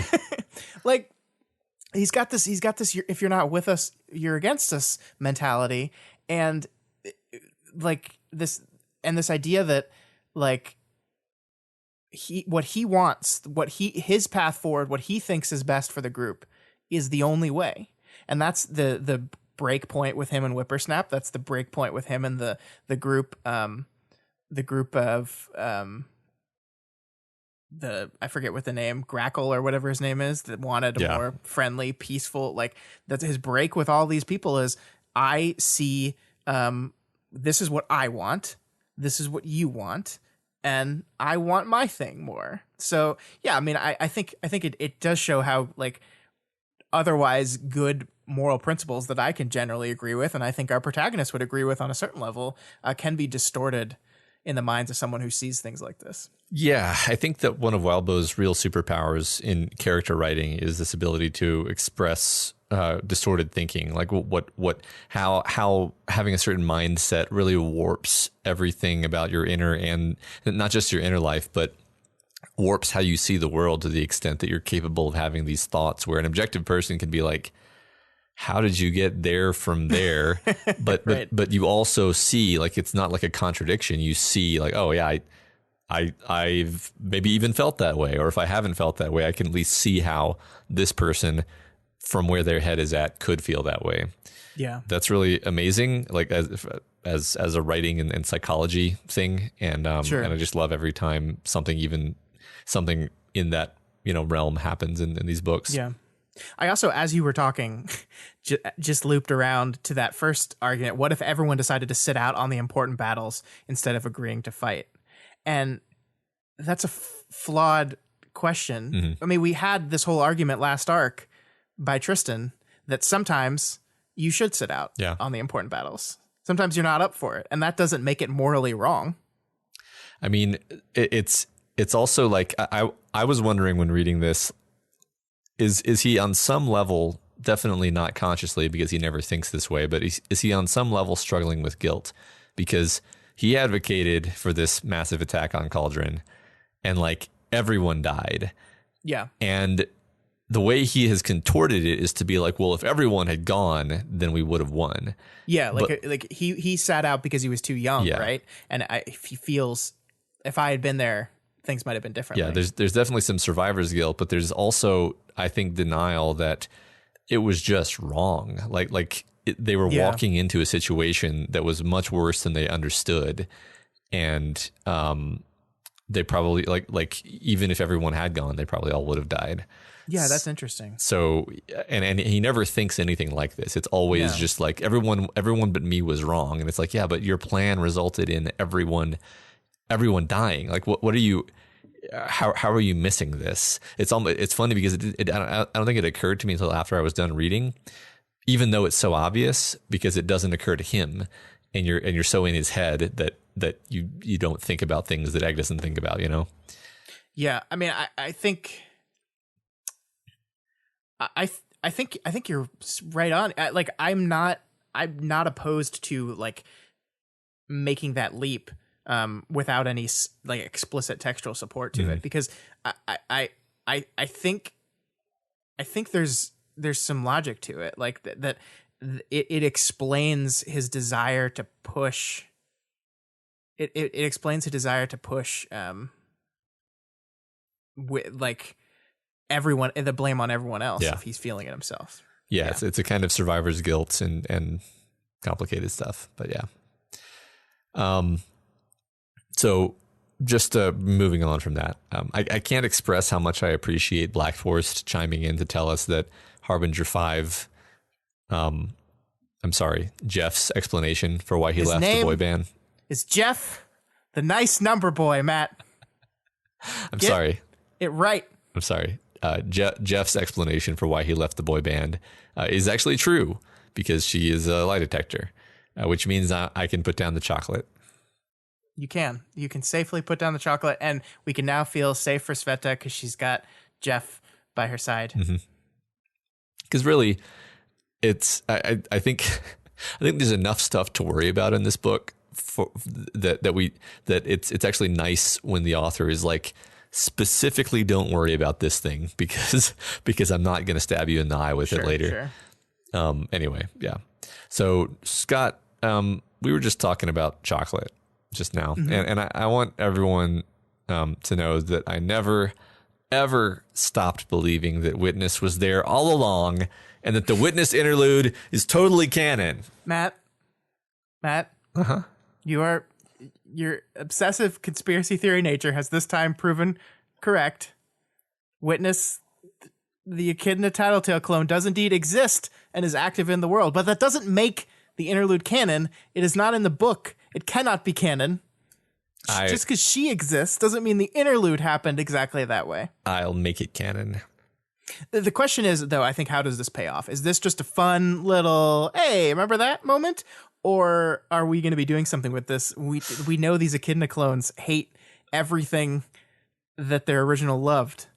Like, what's her deal? The fact that she's 4 years old now makes me wonder if she hasn't like progressed past that. Sure. I mean, because you would think that Tattletale would have dealt with her by now if she was gonna go after Tattletale. Why would she wait 4 years? I guess is my thought which makes me excited. Like the idea of one of those twisted, hateful fucks like transforming into someone actually good is just a fascinating idea to me. Yeah, but it's not canon. Well, but it's Witness though. But anyway, The Witness is here. I am. It would be interesting seeing this like fly in, right? Like, because this is a thing that happened in the last book. Like, there are people reading this book who have no idea who Witness is, and like didn't freak out and probably flip their table like you did out of excitement when you read this. Yes. So it is interesting. How is this going to play out? Is this going to be like a swerve? Like, we know Witness is calling herself a Case 53, right? Right. Which makes sense because I don't remember that interlude very well, but she looks like most of the Echidna clones don't look quite human. That was her scam, is that she cooked longer than the other ones. She stayed in Echidna too long, so she looks even more fucked up than the normal Echidna clones did, and she played that off as being like, yeah, I'm a Case 53 that's been in hiding. Gotcha. Yeah, so I mean, it would be very I'm not saying the book couldn't like swerve to do something really interesting with this, but I think that like you got to lay a lot of the pieces down that just haven't really been laid down officially. Right? Yes, it would definitely be. It would definitely feel out of left field if Witness suddenly became super important. I think this is probably just a fun wink. Which for you is specifically. For me, yes. I received the wink and I'm happy. So yeah. Anyway, Egg has this moment of conflict where he has the option of leaving and saying nothing or saying something. And he chooses to say something, to ask Weld and Sveta and I guess the Wardens to offer hope to the Case 53s, even if it's a false hope. He's asking them to lie. Yeah, to betray them. Yeah. Like, and he's even acknowledges his betrayal of his group as he does this. This guy who's so wound up in the concept of being betrayed by these people does this. And he and I think you're absolutely right that he's so conscious of this activity, but it never stops him, right? Mm-hmm. He calls this is like transitioning from childhood to shitty, like to being a shitty adult, because this is what shitty adults do, is they betray people. And so he's just going to join that team by betraying his people, and asking them to give them bullshit hope. And their response to that is, no, I don't think we can do that. And he's like, then fuck you then, which is like, Egg, make up your mind, buddy. Yeah. Yeah, man, so frustrating. It's frustrating being in his head because, I mean, I don't think I was ever this bad, but I can identify with just being kind of angry and dumb and hypocritical. Yeah. So yeah. So then proceeds this complicated, multi-layered Weld and Sveta communicating subtly with each other to let Egg believe that Sveta never told Weld the message that Egg tried to convey. Yeah. Situation. Basically, Weld or Sveta, Egg, third time's a charm. Egg brings up the thing that the moment that we saw in Sveta's interlude, where he told her what the real idea behind their organization was, and that the fact that they want revenge was becoming more and more important to a larger group of the people, and they pretend, like in a moment, like Weld makes this decision at like the drop of a hat, basically, that okay, we're gonna pretend that she never told me this, and therefore I'm gonna use my anger and disappointment and feeling of betrayal in Sveta to endear the rest of the Case 53s to me, because it wasn't my fault, it was her fault, and therefore you shouldn't be mad at me, and therefore he can get an in with them and win them over to his side, and in order to help them in his mind. Yes. Right? I think that's it. That's it. It's incredibly complex, and there's a lie detector standing right in front of them. It's so stupid. It's very like so I have some thoughts about Weld, which I would like to air at this moment. Yeah, go for it. I think that Weld is fucked up.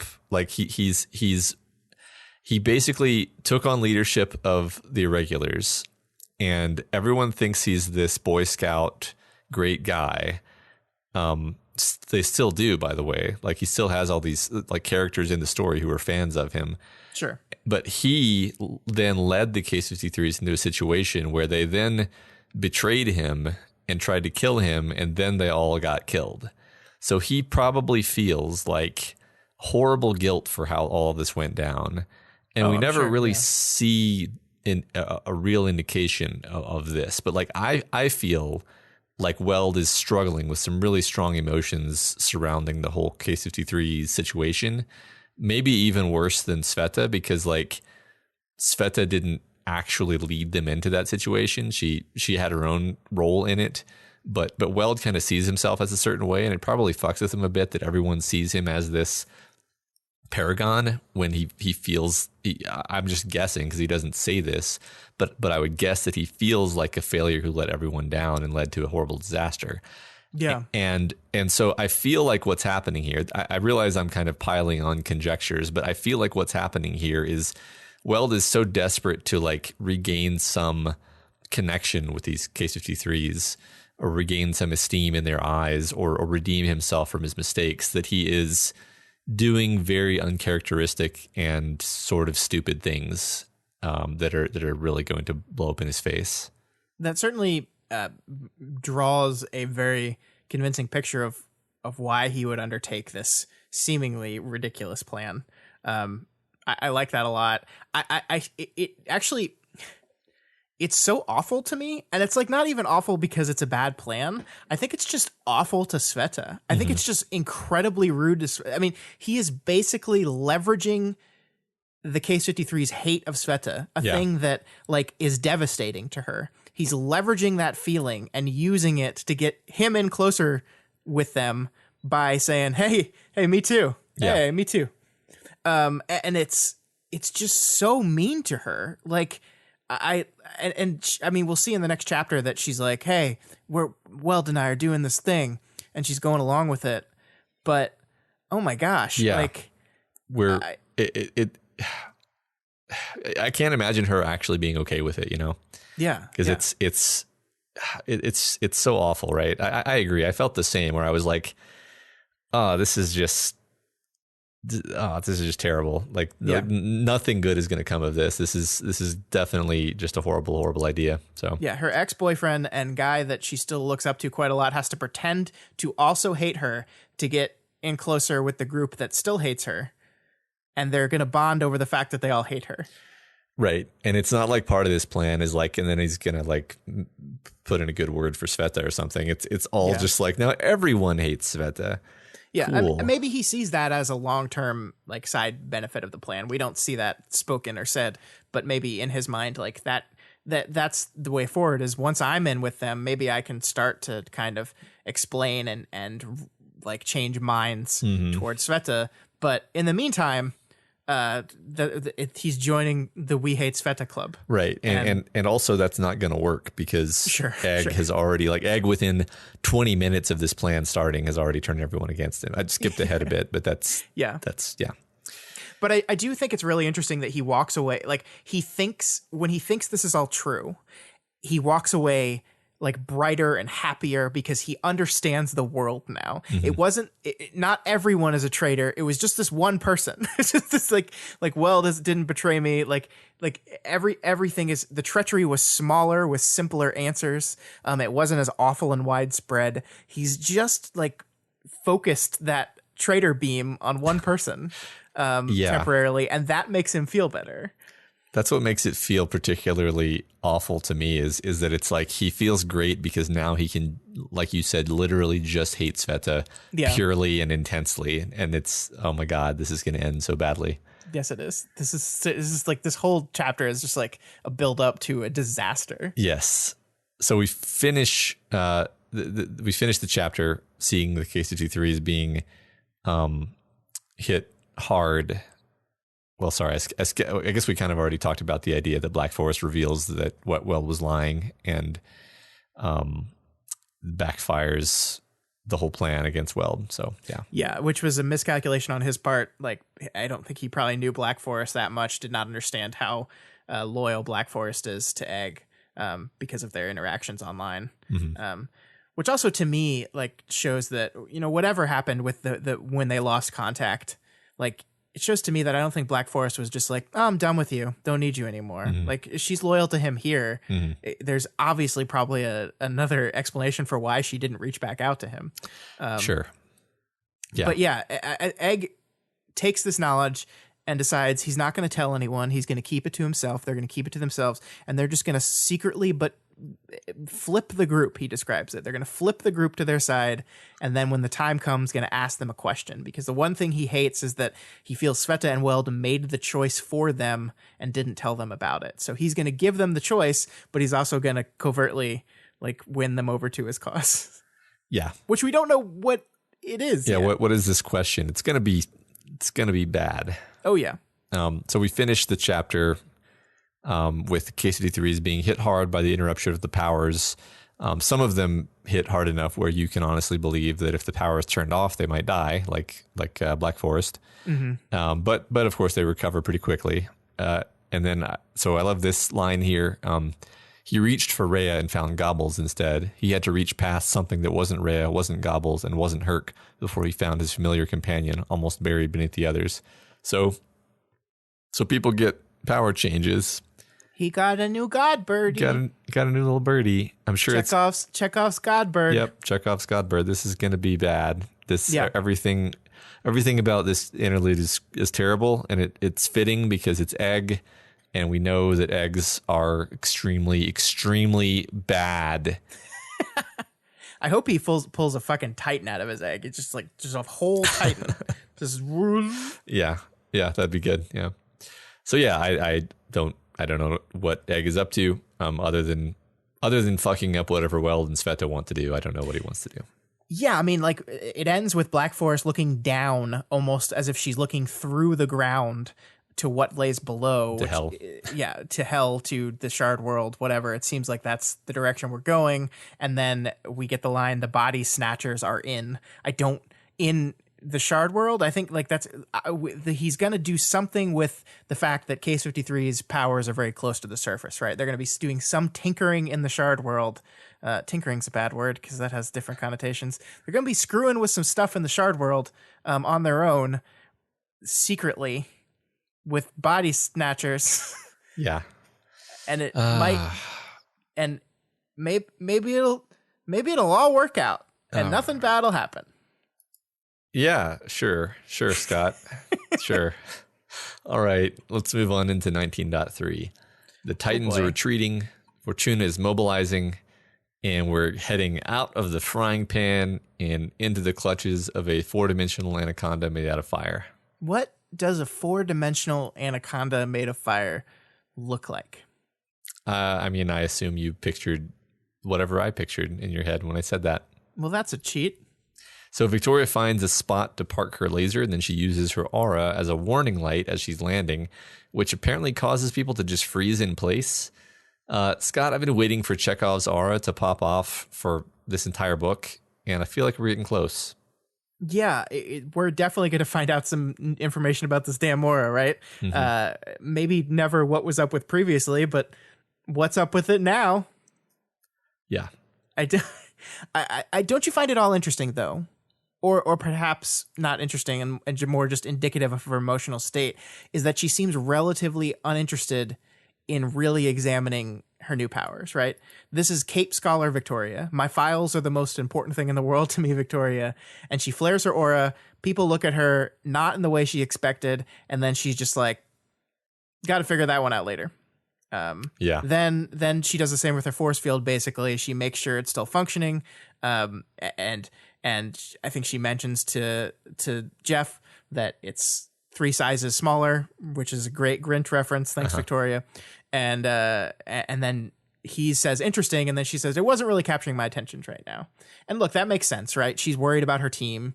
There's a bunch of crazy shit going on here that she's worried about, and her mind is in 100 different places. But she's also the scholar, and I am a little surprised that we don't see any internal monologue in her where she's like wondering how did the powers change? Why did this happen when we did that? Is it going to happen every time? What is my aura doing? Like, she's not interested in any of the answers to those questions right now. Yeah, that is interesting. I mean, she clearly is going to need to know exactly how her power works to continue fighting. So there's a pragmatic reason to be interested in it. But setting aside the pragmatic reason, just like you said, this is her personality. Like, she finds this stuff fascinating. I do think when it comes to her force field, she's got kind of a weird relationship with it, where sure, she's kind of used to like looking away and not thinking about it. But it has been interesting to me throughout the entire book. Like, people will say stuff like they act surprised when she says her aura is a awe aura. They're like, no, I don't really get any awe. It's all just terror. Like, she's like surprised, and then she doesn't think about it anymore. She really doesn't think about it. People have remarked that her aura is this like low key, super powerful thing that she has, it's not that she doesn't use it enough. I think it's more that she doesn't think about it as much as I don't know, as much as maybe it deserves, or yeah, I think it's more interesting than she gives it credit for, maybe. Well, we haven't really seen her use it recently either, and I think that makes sense, because does it work on the Titans? Yeah, true. I think she tests it on them and nothing happens, and she's like, yeah, okay. I think that's accurate. Yeah. So we get this line from her. She's continuing to talk to the gun. She says, "Sorry for the abuse, gun. You're doing a good job." So Scott, Victoria is totally transferring her own feelings onto the gun and then treating it the way that she wishes someone would treat her. The gun is getting seriously beat up. A bit later, she has to bend pieces back into place with her hands. It's so sad. It is. I think you made that connection a couple chapters ago, and it continues here, especially as we see the real emotional struggle and wringer she's about to go through for the rest of this chapter. Yeah, I feel like the gun is going to end up floating away from her as she's on a life raft, and she's just going to be screaming Wilson while sobbing. And yeah, I'm shaking my head at you right now. That's what's happening. So I'm so disappointed in you. So she touches base with Sveta, who is panicking, waiting fearfully for her body to settle down and knit itself together like it did before. And in a chapter filled with so many uncomfortable and devastating moments, this absolutely goes on that list, right? After everything Sveta has gone through, her power is wigging out on her right now. And like we were talking about last chapter, we know powers have changed. We don't know how they're going to affect the Case 53s permanently. It seems like Egg is okay with the bonus bird, but how is Sveta change in power going to affect the things that Mr. Bao did to her, right? Mm-hmm. Like she has an extra element on top of this whole thing. And there's this potential that all of the progress that she's made physically could be undone in a moment. And she's got to be like, and we add on top of that the emotional stress she's going through Plan Sveta sucks. I'm really worried about her. I really am. Yeah, seriously. I mean, it's got to suck. Even if she gets her control back, like the blow to her feeling of confidence and feeling of security is going to be bad, because it's like, now just because you're better, there now remains the option to get unbetter again at any moment, basically. Right. I think we always talked about how this solution was probably not going to be as like just light switch, like you just, everything's different now, everything's good kind of solution, that there are going to be problems that come with it. And here we go. Yeah, I mean, I remember when she was wounded, it was like the wounds were weird. Yeah. So there's an interesting thing happening in this chapter specifically, and I'm going to draw it out here. So Sveta says that she wants to wait 5 minutes. There are numbers describing angles and percentages in this chapter, and those numbers are 45, 25, and 75 degrees. Sveta is hanging out with number boy 5. Weld later says that they'll leave in 5. Okay. Victoria's force field shrank 3 sizes. In the flashback, Amy tells her to stop talking for 3 seconds. Tristan's power now seems to involve a series of 3 consecutive eruptions, and we're in 19.3.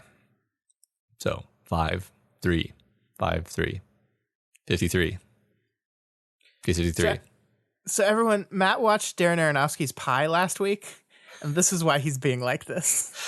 But how many times do you need to see the number 3 and 5 in a chapter before it seems weird?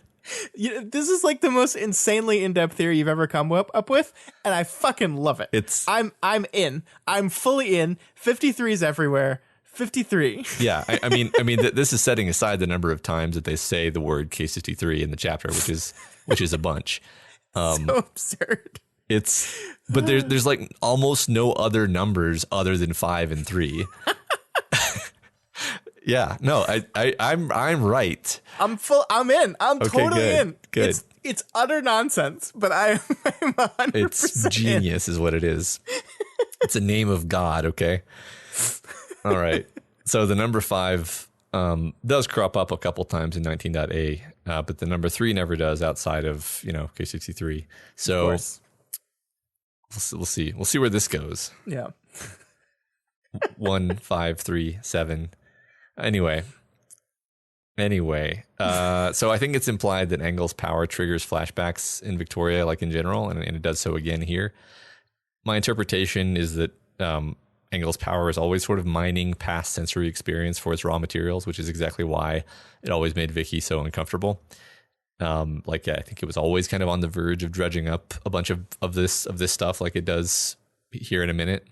Yeah, I'm glad you gave me a good laugh there because here we go into this. Right. There's going to be no laughing for a bit.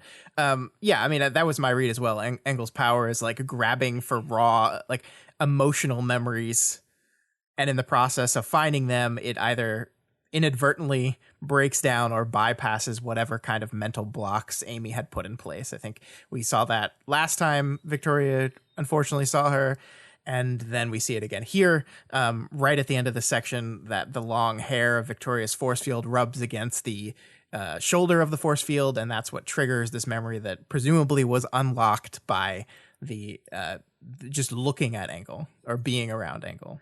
Yeah, and I mean, it seems to me that the form of her force field here is actually reminiscent of the form that she was in this flashback also. Yeah, I think that's probably right. I think I don't think we can know that for sure, but we do get noted it has less arms and legs. The hair the hair is longer, yeah, for sure. That begs the question though, like we just talked about how this memory was probably unlocked by and triggered by Engel's power, right? But the wretch redid itself before all that. The wretch redid itself after the power laser reboot thing. Mm-hmm. So, I mean, does it hint that the shard has or had access to memories that Victoria does not? And that I asked that question as I was writing it down in the notes, and I kind of answered it myself immediately. Like certainly that makes sense. The shards are storing memories as they're happening into their database, and that storage system probably independent from whatever shit Amy was doing to her brain. So the shard probably remembers all that stuff or has it in its databanks, presumably, right? I mean, maybe I'm going too far with it here, but you could even say like the shard just accessed that memory in order to build this force field. And so it's very close to the surface, as it were. And so it's the first thing that gets dredged up when Engel's power comes into play. And also it's possible that the shard has wanted her to remember this for some reason. That's very true as well. Yeah, I mean, like we've talked specifically about how memories seem to be the ways in which shards and people are communicating. Mm-hmm. It seemed to be that's the way it was going down in the Titan interlude. And we noted that there was a random like flashback section in an earlier chapter, and then we get another one here. So there is something to that idea, possibly. Mm-hmm. Yeah. So the flashback concerns the moments prior to Victoria's assault by Amy at a point where her body isn't all the way to the wretch, but neither is it typical. In fact, I think maybe it looks exactly like her force field. I already talked about that. Yeah, we talked about that, yeah. So in this scene, Amy coercively extracts a fake consent from Victoria using a combination of powers, leverage, and pressure, and it's just totally disgusting. Yeah, and as we talked about at the beginning of the show, I don't want to spend a lot of time here. I think it mostly speaks for itself. I do think what is being depicted here is important, like to see what like coerced consent looks like is important to see, because I think a lot of people, myself included, thankfully don't have to witness this kind of thing ever, or never thought about it too much. or have never thought about it. And so I think like outside of the context of this story, it's just functionally important to see that. Within the book itself, I do think it's very good writing. I mean, I don't think anyone that read this was not disgusted by it. I say that, I mean, there's probably one person or something, but to me that signals incredibly good writing. And I think Wildbow manages to convey disgust here in a really good way. I mean, the tone of the way, and just removing everything else that is going on, the tone of Amy's dialogue contrasting with what is happening is gross, right? She's like she's happy. She's happy. And like she's joking around, she's teasing. Like when she says Master Stranger protocols, the response is, I don't know what that means, but I'm sure it's clever. And like, you're such a dork. Like while she's doing these things, and it is, and then the wink at the end is like perfectly horrifying. Yeah. It is fantastic at doing what it's trying to do, which is just making you so uncomfortable and disgusted and angry. And like, the thing is, it's not surprising anymore, right? I think we've had enough interactions with Amy that this is entirely consistent with the person that's been described to us. But it is still another thing to see it play out in that way. Yeah, absolutely. I think it just adds that much more to the scale of Amy being a piece of shit who we all hate. And like you said, it's executed incredibly well. It feels weird to say that, but yeah, it absolutely is some fantastic writing. It does feel weird to say that, and it feels like when we finished with Worm, one of the things I said I was most looking forward to this book was seeing the ways in which this author has grown as a writer in the years between the first big thing he wrote publicly and the fourth big thing he wrote publicly. And I was when I was doing that, I was thinking of more like specifics to the craft, like structure and sentence construction and just the way in which he tells the story. And that the story has not let me down in that regard. But one of the things that I didn't think about was just kind of I don't want to say bravery, because that's like, you're writing a story, right? But like also the willingness to dive into uncomfortable situations because you feel like there is something to be explored in them. Yeah. Is something that I think takes a certain amount of courage to do in books. And I don't think a writer that didn't have a bunch of stories under their belt and a confidence in their ability to do it well would be able to do. And I think that shows a lot of growth in writing. I think something like this is a major tightrope walk, in the sense that it's very easy to, so when you're writing, you're trying to invoke a specific emotion or a specific reaction in your reader. And I think that something that Wildbow has just kind of gotten better and better and better at over time is the ability to just dial in exactly the emotion that he wants to create. And that's what he does here. And it's a tightrope walk because it's such a sensitive thing that it's very easy to miss. Right. Yeah. But I think it's perfectly done for the horror show that it is. Yeah. Yeah. But is it a retcon? No, because it doesn't contradict something. It just, it's funny. Is Luke, I am your father, a retcon? I mean, I think adding information that recontextualizes past things is not a retcon. I think Luke, I am your father is closer to a retcon than this moment is. It is actually. It is literally a retcon because they made it up later, but it still doesn't function as a retcon, because I think you have to contradict the past established facts of the story for it to be a retcon. I only bring this up because I keep seeing this argument, and I think this argument is ridiculous. And like, I mean, first of all, here's how we know what happened between Amy and Victoria in the pages of Worm. Amy told Carol about it. Amy told Carol about it. Mm-hmm. Amy doesn't tell the truth when it comes to the bad things she does. Yeah. She will warp and like obfuscate Yeah. in ways to make her look as innocent as possible. So this idea that, well, Amy didn't make it that explicit. Well, duh. She still doesn't think that she did it. She still doesn't think that she really did that. She wasn't herself, et cetera, et cetera, et cetera. Yeah. Right. I don't know. I mean, I think all you have to do is go back and read that part of the story and you're like, oh yeah, okay. Yeah. Like, and I get why Wildbow wrote it that way at the time, because I like, speaking of tone, speaking of dialing in emotions, I think if we had been just like, if it had all been laid out right there in the story, it would have like completely derailed what we were doing with Carol in that moment.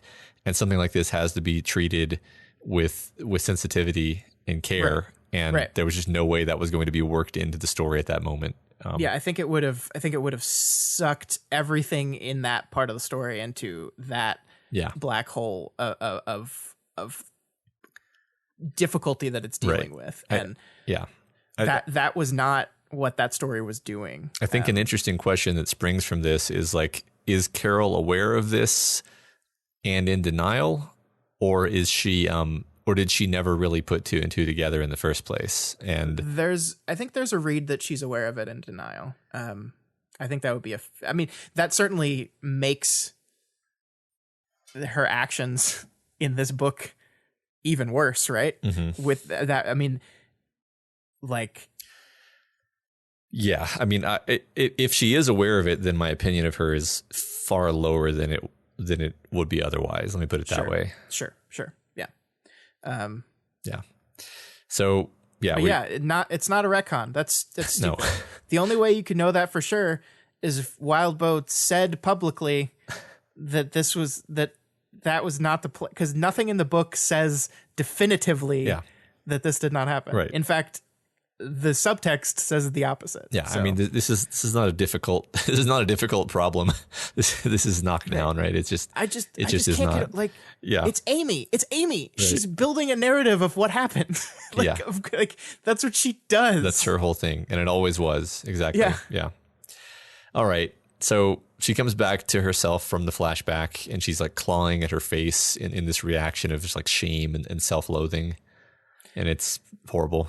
Yeah, and I think the question I asked myself, and the question we all have to ask ourselves, like coming out of this moment and seeing Victoria like this, is why? Why are we doing this? Like from a narrative perspective. And I'm not like, I think like Victoria already hated Amy. Amy was already seeming unwilling to admit the things that she had done. So like, why are we putting our character through this? And I'm not sure I know the answer to that question yet. I mean, I think by the end of this chapter, I got some ideas based on some of the things happening. But like for the movement of our character, where does this advance us specifically? Because it's a lot, right? Mm-hmm. Like it's a lot happened. And I mean, this is going to matter. I think it is too important of a moment to not matter to our overall movement of the story. But how does this change the dynamic between Victoria and Amy from the way it was already? And I think that's where I think that remains to be seen. I think that remains to be seen, and this idea of memory, is memory good or bad, right? Like, I mean, that seems like a simplistic way of putting it, but it does seem to be something that is being focused on in this arc. This idea that she said she wanted all of her memories back, if I recall, and apparently she didn't get them all back, but now she is, and she kind of doesn't want them anymore now. Yeah. Well, and certainly part of the violation that Amy did was removing those memories, right? Yeah. Because that you're taking something away from someone without them asking for it. Yeah. And so, I mean, like, I wonder, like, I'm thinking back to Megafire's comments on the discussion question last week, where he talked about part of what Ward is facing your trauma. It's not just dealing with the trauma, but like, and in order to face these terrible things that happened to her, is there an argument that you need to know it all? Like, you need to know all of it. Maybe not. I don't know. Certainly, it doesn't make anything better in the short term. It does the exact opposite of that. She feels awful. It's almost like it's just refreshing her trauma, which is really terrible. Yeah. Like gradually over time, if you're dealing with your trauma, then you should be able to think back on really terrible events, and they should sting a little bit less every time. Maybe not monotonically, but like that's almost that's part of my definition of recovery personally for me is like, if I think back on things, does it hurt less? Does it make my stomach clench less? And for her, it's like, here's a whole new memory, and this is so bad that it literally makes you claw your face. And now you got to deal with that, and you're already in a low point, and it's just awful. Yeah. So yeah, memory. Memory. Yeah, it's a bitch. So then we get from that to gun. Safe and new, clean metal and violence far removed from that, unlikely to trip any mental landmines or spark any memories. Good gun. Okay, so the gun isn't just Victoria. The gun is something new, an idea of a new Victoria, hope, rebirth.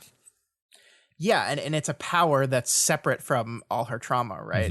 Like each and every power she has is connected to a trauma of her life. The wretch itself is connected to this horrible thing that she just witnessed. But the gun is an independent power. And yeah, I know she has to use the wretch to operate it, but it's independent enough. Its power, its ability to have an effect on the fight, not directly connected to the bad things that happened to her.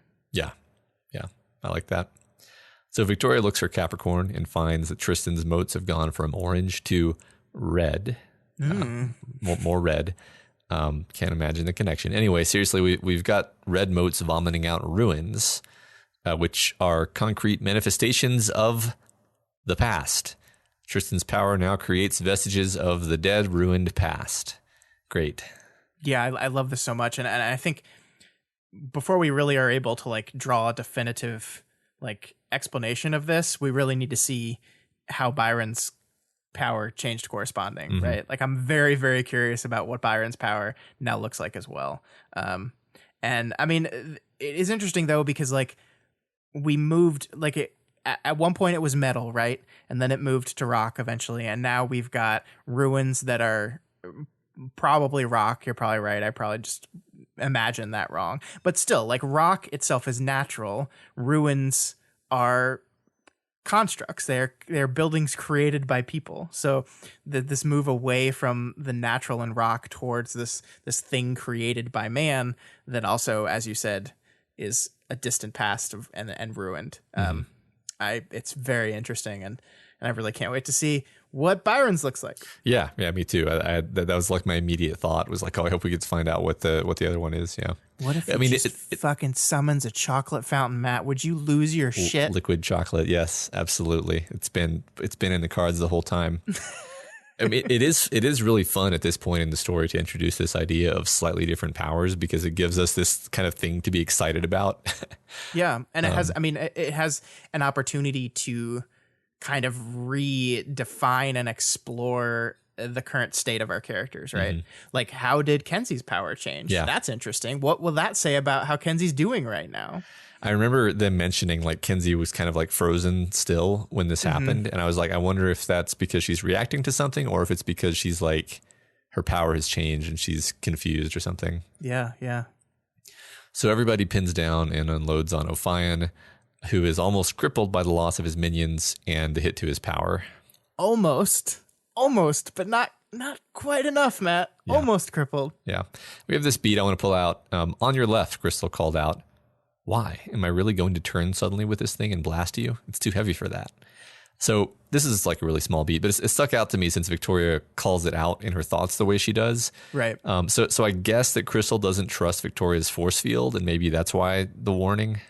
Yeah, I mean, that was my read as well. I think being cautious around Victoria is probably just a safe bet, force field wise.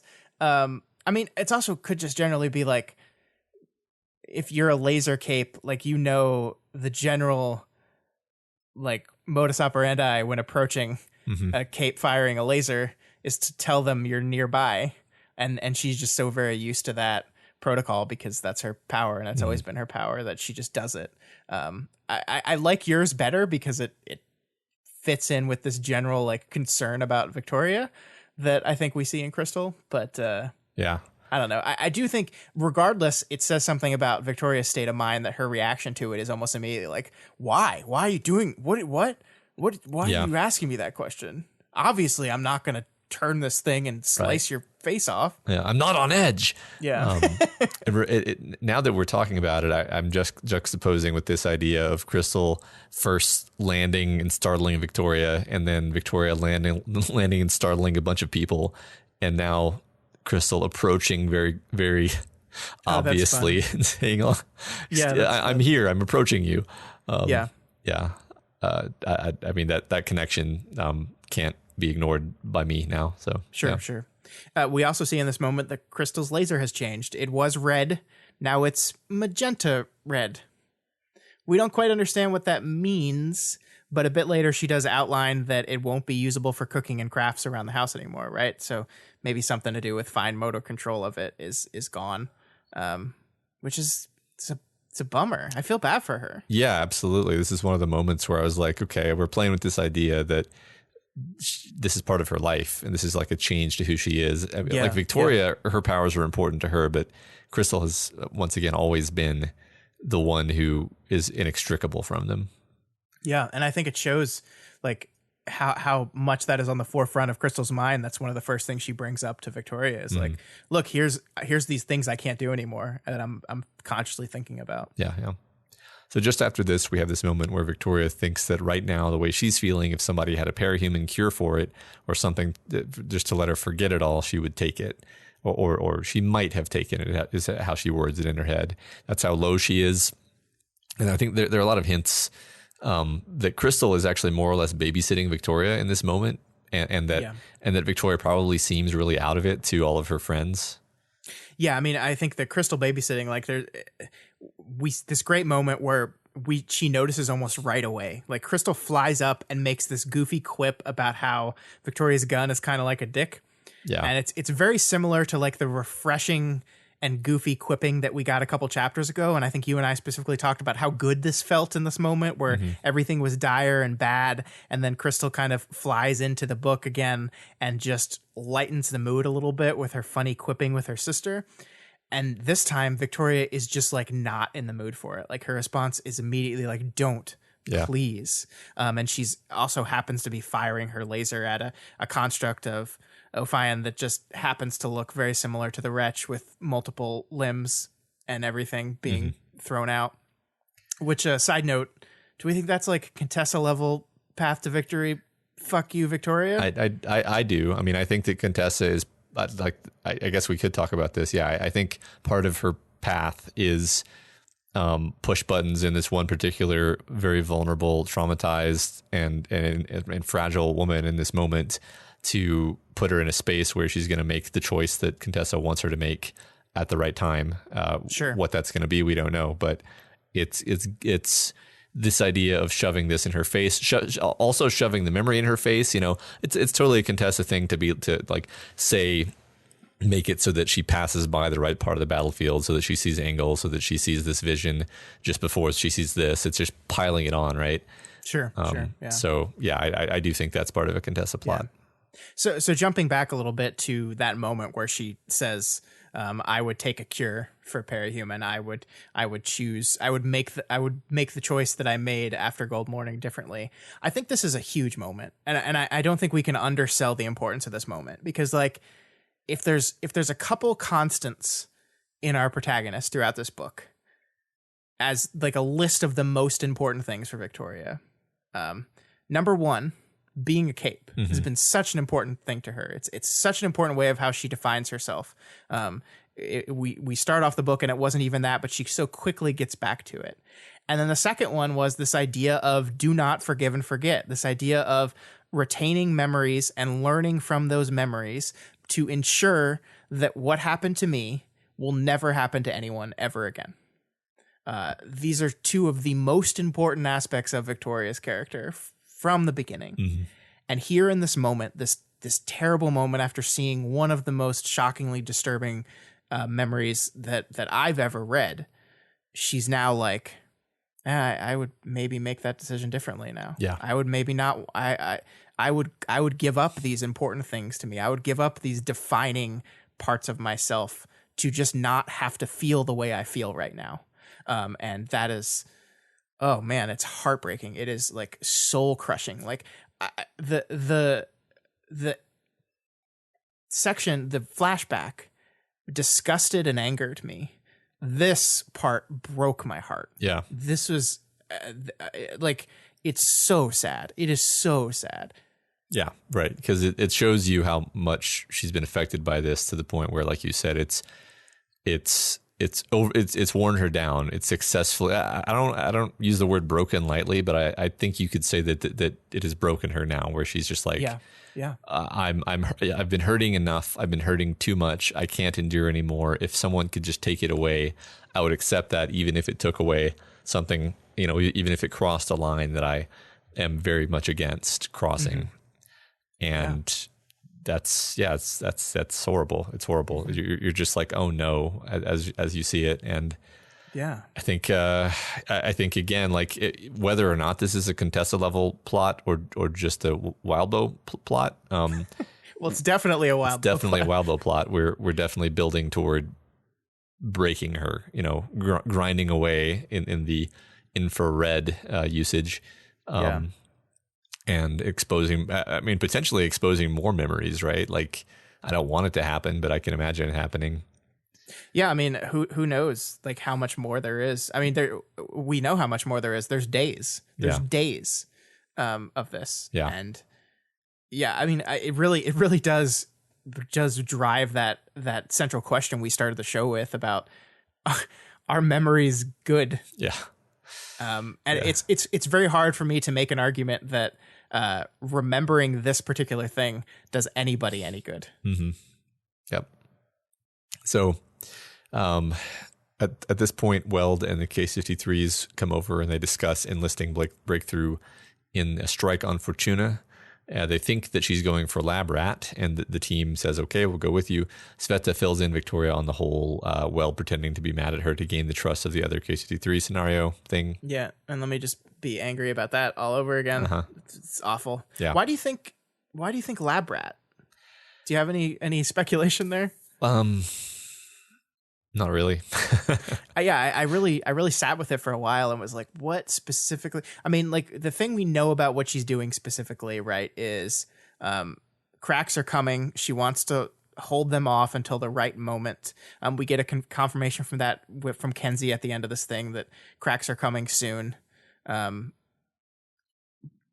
just don't know how Chris slots into that. Yeah. And I really want to, because we talked last week that we thought Chris was going to circle back into this thing and be really important. And here's the book kind of laying that path out for us, that yes, he's going to matter in some very specific, important way, and how that's going to play off. So I'm really, really excited to see where this part goes. Yeah. All I could think of is this idea that, like, Chris wanted to make like a modified humanity, and that maybe that would play into the like negotiated Seamerg Contessa plot somehow. But yeah.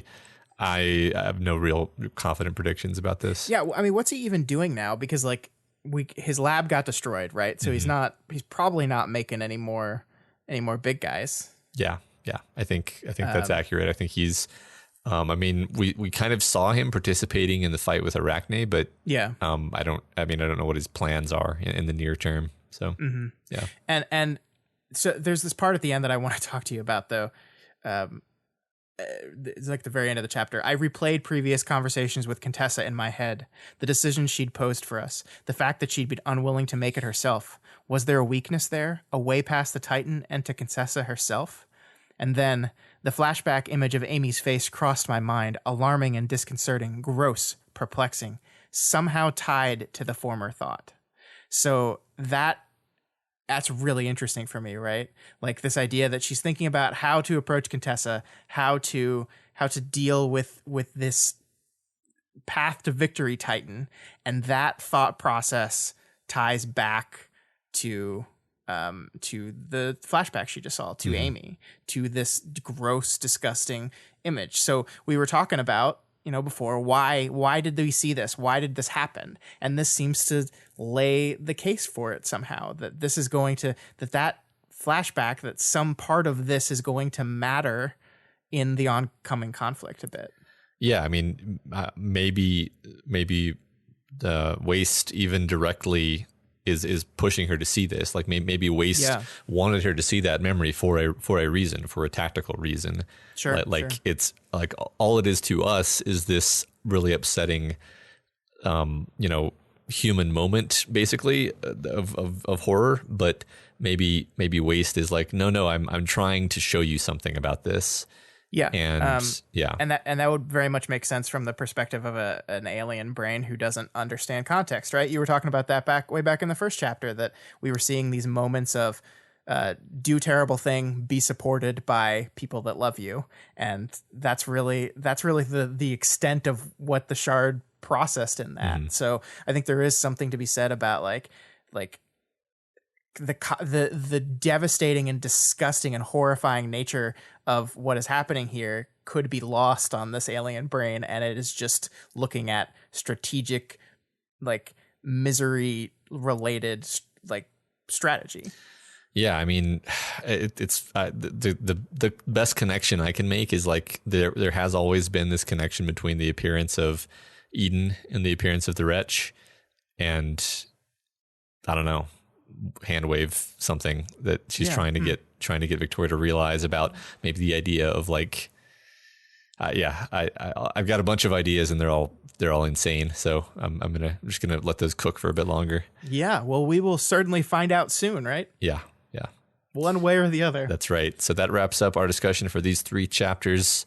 There was no discussion question last week, so we will not be discussing the answers because there were none. And next week's discussion question is, who is your favorite Case 53 that is not Sveta?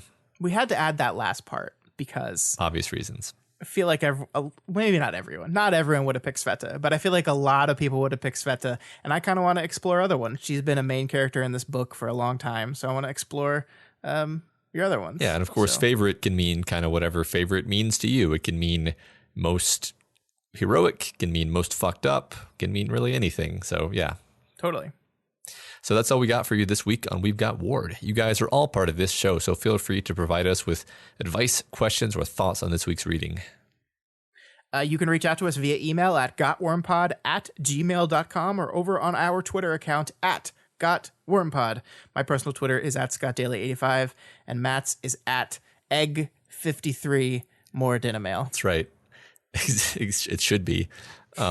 If you're not already subscribed to We've Got Ward, we strongly recommend you do so and never miss an episode. You can find us on iTunes, Stitcher, YouTube, Google Play, and pretty much anywhere else in the world that you can listen to podcasts. And as always, you can find all the other shows we do over at our website, www.doofmedia.com. And this week, I want to talk about a little show called Deep in Pact. Matt, because I've been listening to that show because I've been reading the Good Pact lately, and those guys are doing a great job.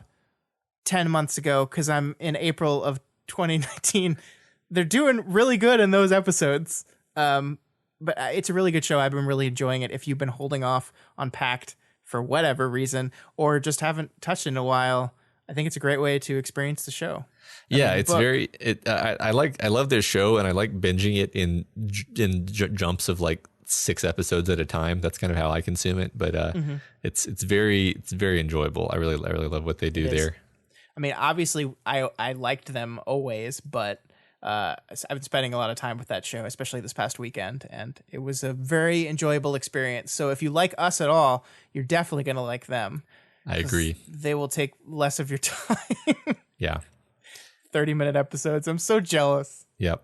We talked about Pi and the last Skywalker, or whatever it was called. The Rise of the Skywalker. Yeah, and then I made a video essay that was immediately blocked by Disney. So yeah, if you follow us on YouTube, we are dabbling in some other kind of content, and by dabbling I mean getting copyright flagged immediately.